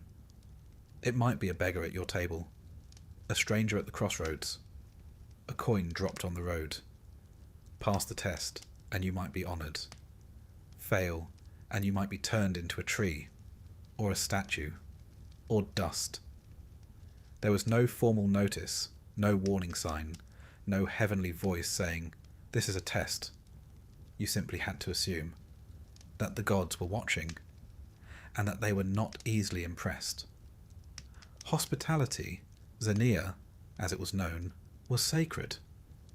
To mistreat a guest was to insult Zeus himself, who was said to protect strangers and wanderers. But the same went for offerings, for sacrifices, for public festivals. Everything had to be done properly. The right words, the right steps, the right incense. And if it wasn't, well, perhaps the crops would fail. Perhaps your ship would sink. Perhaps your firstborn would cough once, then never again. There was no divine memo, no official notification that you'd offended a god. You had to piece it together. Was it Hera? Was it Apollo? Was it because you poured the wine with your left hand? There's a kind of divine paranoia embedded in ancient Greek life. Not neurotic fear, exactly, but a constant awareness that every action had meaning, and every oversight might carry consequences. And with so many gods, Olympians, Titans, river gods, tree spirits, household deities, nymphs of spring and stream, the chances of accidentally offending one were, frankly, rather high. Even saying a god's name in the wrong context could cause trouble. The poet Hesiod warned of speaking ill of the god after dark. Night was sacred. Silence was better, safer. And yet, silence too could be dangerous. Because what if the gods expected thanks, or tribute, or song? And so, mortals lived in a kind of delicate balancing act, speaking just enough, offering just enough, fearing just enough. Too much reverence, and you might seem insincere. Too little, and you'd seem ungrateful. It was a kind of cosmic etiquette. And the gods, like all finicky dinner guests, paid very close attention to manners. Then there were the temples. Grand, beautiful spaces of marble and gold and flickering flame. But also homes, the gods' homes. And like any guest, you had to behave. You had to wash, to dress properly, to bring gifts, and above all, to mean it. Because the gods weren't just watching your actions, they were watching your heart. Piety was not a checklist, it was a posture of being, and mortals were expected to hold that posture forever. Even the festivals, which could be joyful, were serious business. The Dionysia, for example, with its theatre and wine and revelry, wasn't just a party, it was a religious act. If you laughed too much at the wrong play, or didn't laugh at all, it could be seen as an insult. Your enjoyment, your laughter, your participation, all part of the offering. Even at weddings and funerals, the gods were present, watching, judging. Did the bride offer properly to Hera? Was Hermes honoured for guiding the dead? Were the laments sung loudly enough? Did the family remember to purify the house afterwards? Every detail mattered, because in Greek mythology, the gods did not need your affection, but they demanded your respect, and they were always ready to correct you. Sometimes the judgment came quietly. A sudden illness, a failed harvest, a fishless season. Other times it came dramatically. A storm at sea, a madness in the family, a voice in the night, and once in a while it came with lightning, because Zeus did love a good thunderbolt. Even historians of the time, like Herodotus, recorded events with divine judgment in mind. A king fell? Clearly he'd offended the gods. A city burned? Someone must have grown too proud. There was always a moral to the misfortune, always a finger pointing skyward, and so people told stories, remembered missteps, warned children, left small offerings on windowsills, whispered apologies to trees, sprinkled libations into the earth, just in case. Because when the gods were angry, they might destroy you. But when they were merely curious, that could be worse. Curiosity led to tests, to games, to strange dreams and stranger omens, to impossible choices with no right answer, and still mortals played along. They told their myths, built their temples, painted their pots with stories of judgment and justice and divine caprice, not because they loved their gods, but because they understood them. The gods were like storms, beautiful, unpredictable, necessary, and so long as you honoured them, or at least tried to, perhaps they'd pass over your house without striking. Perhaps, but there were no guarantees, because the gods were watching, and they were always judging. There is a unique kind of cruelty in knowing your fate, and being utterly powerless to change it. That, in essence, was the Greek prophecy. Not a warning to be avoided, not a guide to be followed, but a sentence spoken aloud. In mythology, prophecies weren't meant to help you. They were meant to trap you. They didn't just tell the future. They ensured it would happen. Even the act of trying to escape a prophecy was, more often than not, the very thing that fulfilled it. For mortals, this was particularly agonizing, because the gods might tell you what was coming, but they would never, under any circumstance, explain how to survive it. Take, for example, the most famous case of all, Oedipus, a prince born in Thebes. A child prophesied to kill his father and marry his mother. His parents, understandably horrified, tried to kill him, a standard reaction in mythology. They pierced his ankles, tied him up, and left him on a mountain to die. But fate is rather good at navigating mountains. A shepherd found him, raised him far away in Corinth, unaware of his true origins. And one day, when Oedipus himself heard the prophecy, he did what seemed logical. He ran, fled Corinth, determined never to return, so he might avoid killing his father. On the road, he quarrelled with a stranger, the kind of heated, masculine misunderstanding one expects at a crossroads. He killed the man. Later he arrived in Thebes, saved the city from the Sphinx, married the queen, and slowly, terribly, the truth emerged. The man he'd killed, his real father, the queen, his mother. The prophecy had come true, not because he ignored it, but because he tried to stop it. That, you see, is how Greek prophecy works. It does not lie, but it never helps. It tells you what, never how, and certainly never why. Even heroes were not exempt. Take Perseus. The prophecy said he would kill his grandfather, Acrisius. So Acrisius, naturally, locked his daughter, Danae, in a bronze chamber to prevent her from ever having children. Zeus, always up for a challenge, entered the chamber anyway, as a shower of gold. Mythology is full of these sorts of unorthodox relationships. Perseus was born, sent away, grew up, became a hero. Years later, at some friendly games, he threw a discus. A stray wind, a bad bounce. The discus flew into the crowd and struck his grandfather dead. Prophecy fulfilled. No malice, no design. Just fate doing what fate does. Then there's Croesus, the famously wealthy king of Lydia. Before waging war against the Persians, he consulted the oracle at Delphi, as one did. The oracle told him, if you cross the river, a great empire will fall. Croesus, confident, charged into battle, and he lost. The empire that fell was his own. The message was accurate, just not in the way he'd hoped. The Greeks understood this paradox. They didn't see fate as a riddle to be solved, but as a thread to be followed, whether you liked it or not. The Moirai, the Fates, were 3 ancient goddesses who governed every mortal's life.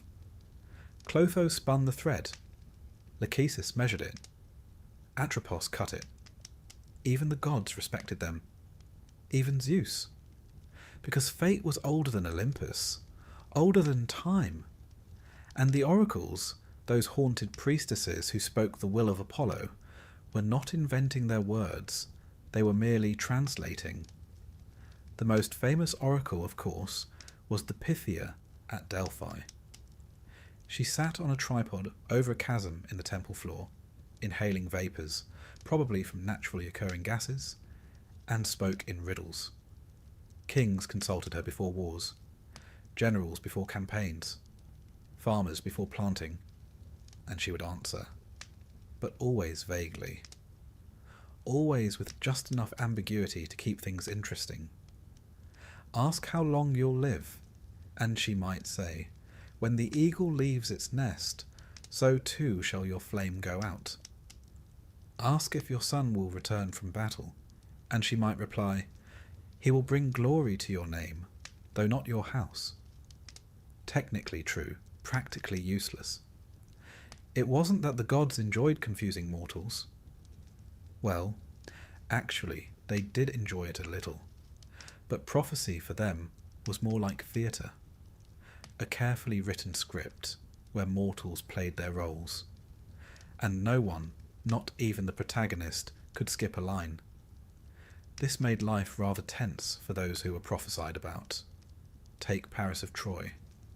At his birth, a prophecy warned he would bring about the destruction of his city. So he was abandoned on a hillside, a recurring theme. But of course he survived, grew up, became handsome, charming, rather fond of judging divine beauty contests. 1 golden apple, 1 seduction of Helen, 1 10-year war later, prophecy fulfilled. Troy burned, all because a baby was fated to cause ruin, and because mortals, in trying to prevent it, made it inevitable. It's tempting to think of prophecy as a trap, but the Greeks didn't quite see it that way. They saw it as Moira, your portion, your lot. Something not to be escaped, but to be understood. In fact, the truly tragic characters weren't the ones who tried to defy fate. They were the ones who never learned what it was. Take Agamemnon. He returned home from Troy, victorious, proud, utterly unaware that his wife Clytemnestra planned to murder him in his bath. There was no prophecy warning him, no divine whisper, just the slow march of consequences. For a war he started, a daughter he sacrificed, a kingdom he neglected. In a way, the silence was worse than the omen. At least when the gods speak, you know what's coming. But prophecy wasn't just a tool of tragedy. Sometimes it was a mechanism for power. Kings claimed divine approval through oracles. Founders of colonies sought signs. Even Socrates, the philosopher, was famously told by the oracle at Delphi that no man was wiser than he. He spent the rest of his life trying to prove it wrong, and, in doing so, proved it right. That was the great irony of Greek prophecy. It revealed truth not by clarifying, but by challenging. You understood it only after it happened. Only after the bodies were counted. The temples burned, the throne vacant. Only then did someone somewhere say, "Ah, so that's what it meant." And so mortals learned to live with uncertainty. They consulted oracles, yes, but they also built contingency plans. They made sacrifices, read omens in bird flight, burned bones and studied the cracks. A priestess might interpret the bleating of a goat. A general might base a military decision on the way a chicken pecked at grain. If that sounds ridiculous, remember, they weren't looking for certainty. They were looking for alignment, a sense that their actions fit the will of fate. Because if the gods approved, or seemed to, perhaps things would go well. And if they didn't, at least the disaster would be dignified. Even mythology's cleverest mortals, Odysseus for instance, never outwitted prophecy. They navigated it, delayed it, danced around its edges. But the thread was always waiting to be cut, and no one, not even the tricksters, escaped in the end. There is something terribly human in this.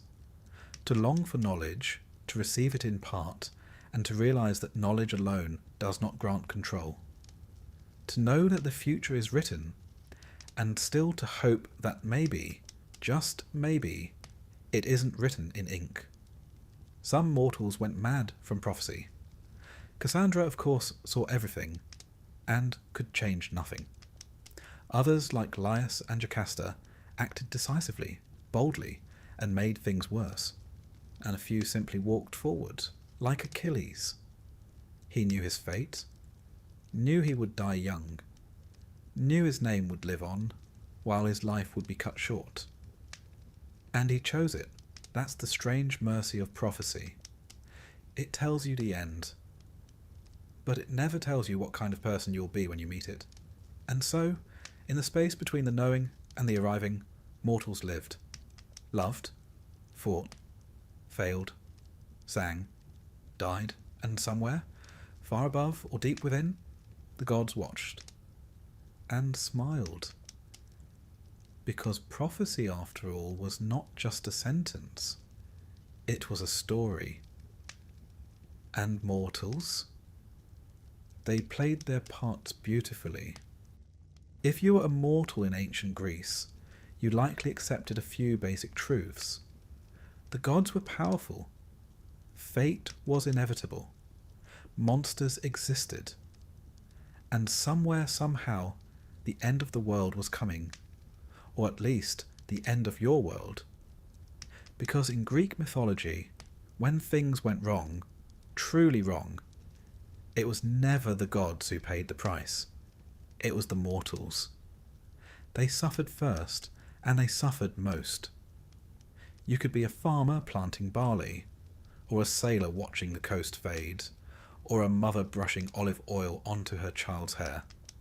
And, without warning, the gods could decide that your city, your field, your life was finished. Not from malice necessarily. Sometimes from boredom. Sometimes as a warning to others. Sometimes as the side effect of a squabble between two immortals about who forgot the libation last festival. The reasons didn't matter much. The consequences always did. Let's begin then with the flood. Not Noah's, but Deucalion's, the Greek version. You see, once upon a time, humans had become, in Zeus's eyes, a bit unruly, loud, ungrateful. Too many festivals gone unobserved. Too many sacrifices skimped. The gods had given them fire, taught them farming, let them name the stars. And how did they repay it? By being irritating. So Zeus, rather characteristically, decided to wipe them out. He unleashed a great flood, a deluge that covered the earth. Temples sank, herds drowned, cities vanished beneath the waves. Only 2 mortals survived, Deucalion and his wife, Pyrrha. Not because they were particularly strong or cunning or rich, but because they were pious. Zeus gave them a warning. They built a chest, not a grand ship, just a watertight box. They floated as the world drowned, and when the waters receded, they stepped onto a barren, empty world, alone, alive, exhausted. To repopulate the earth, they were told to throw the bones of their mother behind them, a riddle naturally. They realized this meant the stones of Gaia, the earth. As they threw the stones, they transformed into people, the new human race, stone-born, hardy, no longer made of gold or silver or bronze, as earlier mythic races had been, but of rock, tough, durable, slightly miserable. The flood myth wasn't unique to Greece, but its moral was telling. When the world ends, the gods start over. But the mortals, they have to rebuild, from nothing, with no help. Then there's the tale of Pandora. Ah, Pandora, the first woman, crafted by Hephaestus, blessed by the gods with beauty, grace, and curiosity, and gifted a jar, or, as it's more famously mistranslated, a box. She was told not to open it. Naturally she did, and from it poured every sorrow known to humankind: disease, famine, war, grief, madness, aging. All the things the golden race had never known. Hope fluttered out last. Whether as comfort or cruel joke depends on how you read it. But the point is clear. The gods gave mortals the tools of suffering, sometimes directly, sometimes wrapped in something lovely. Pandora wasn't evil. She wasn't even malicious. She was simply human, and the punishment, as always, fell on everyone else. Even Prometheus, who loved mortals and gave them fire, was punished, chained to a rock, liver devoured daily by an eagle. Not because he had destroyed anything, but because he had helped. Helping mortals, it seemed, was a serious offence, and yet mortals kept living, kept working, worshipping, hoping. Perhaps because hope had slipped out of the jar too. But the gods didn't need an apocalypse to end a world. Sometimes they simply turned away. Demeter, for instance. When her daughter Persephone was taken by Hades into the underworld, Demeter, goddess of the harvest, wandered the earth in mourning. Crops failed. Famine spread. The green world turned brown. Mortals starved, not because they sinned, but because a mother grieved. Eventually, a compromise was struck. Persephone would spend part of the year above, part below. And so came the seasons. Spring and summer, when the daughter returns. Autumn and winter, when she descends. It's a beautiful myth, but one built on the bones of the hungry. Even in their sadness, the gods had consequences. Then there were wars. The Trojan War wasn't just a clash of men and swords.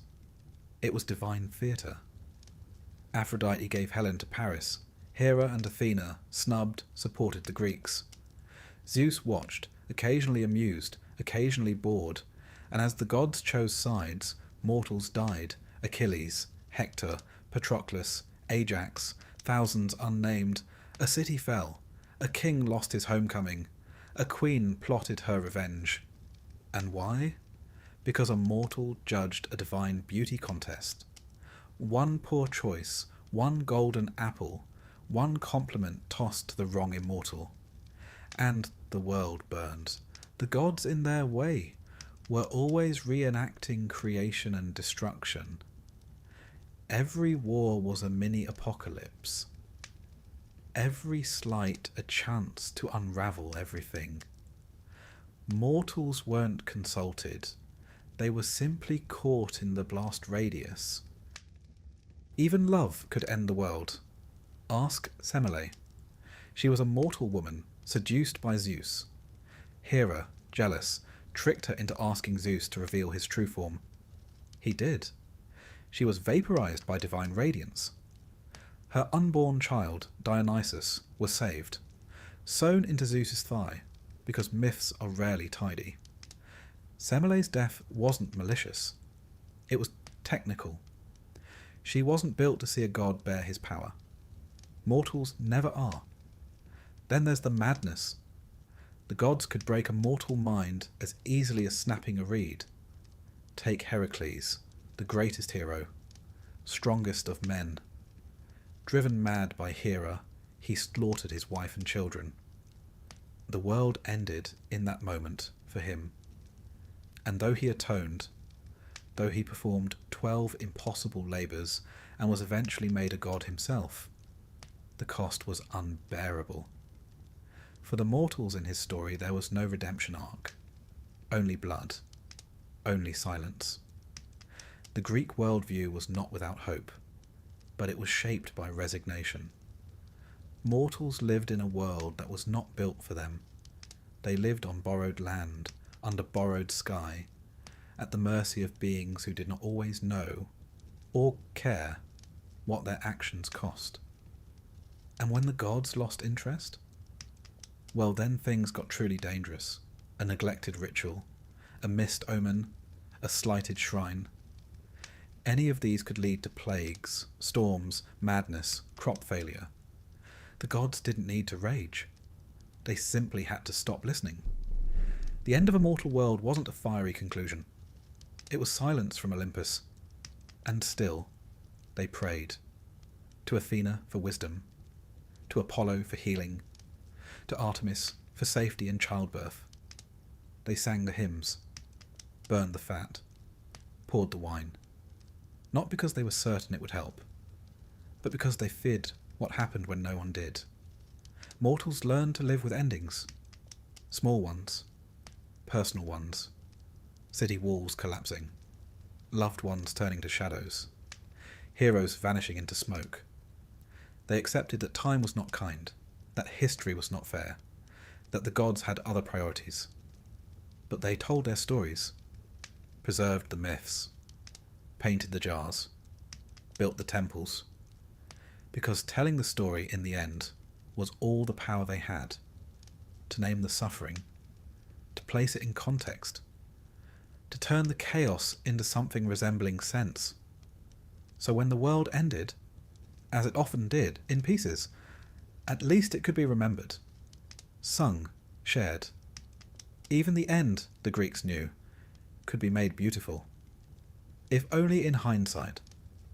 And that, perhaps, was the only comfort a mortal could rely on. The gods would do what they pleased. But the mortals? They would make meaning of it. They would gather the ashes and write it down.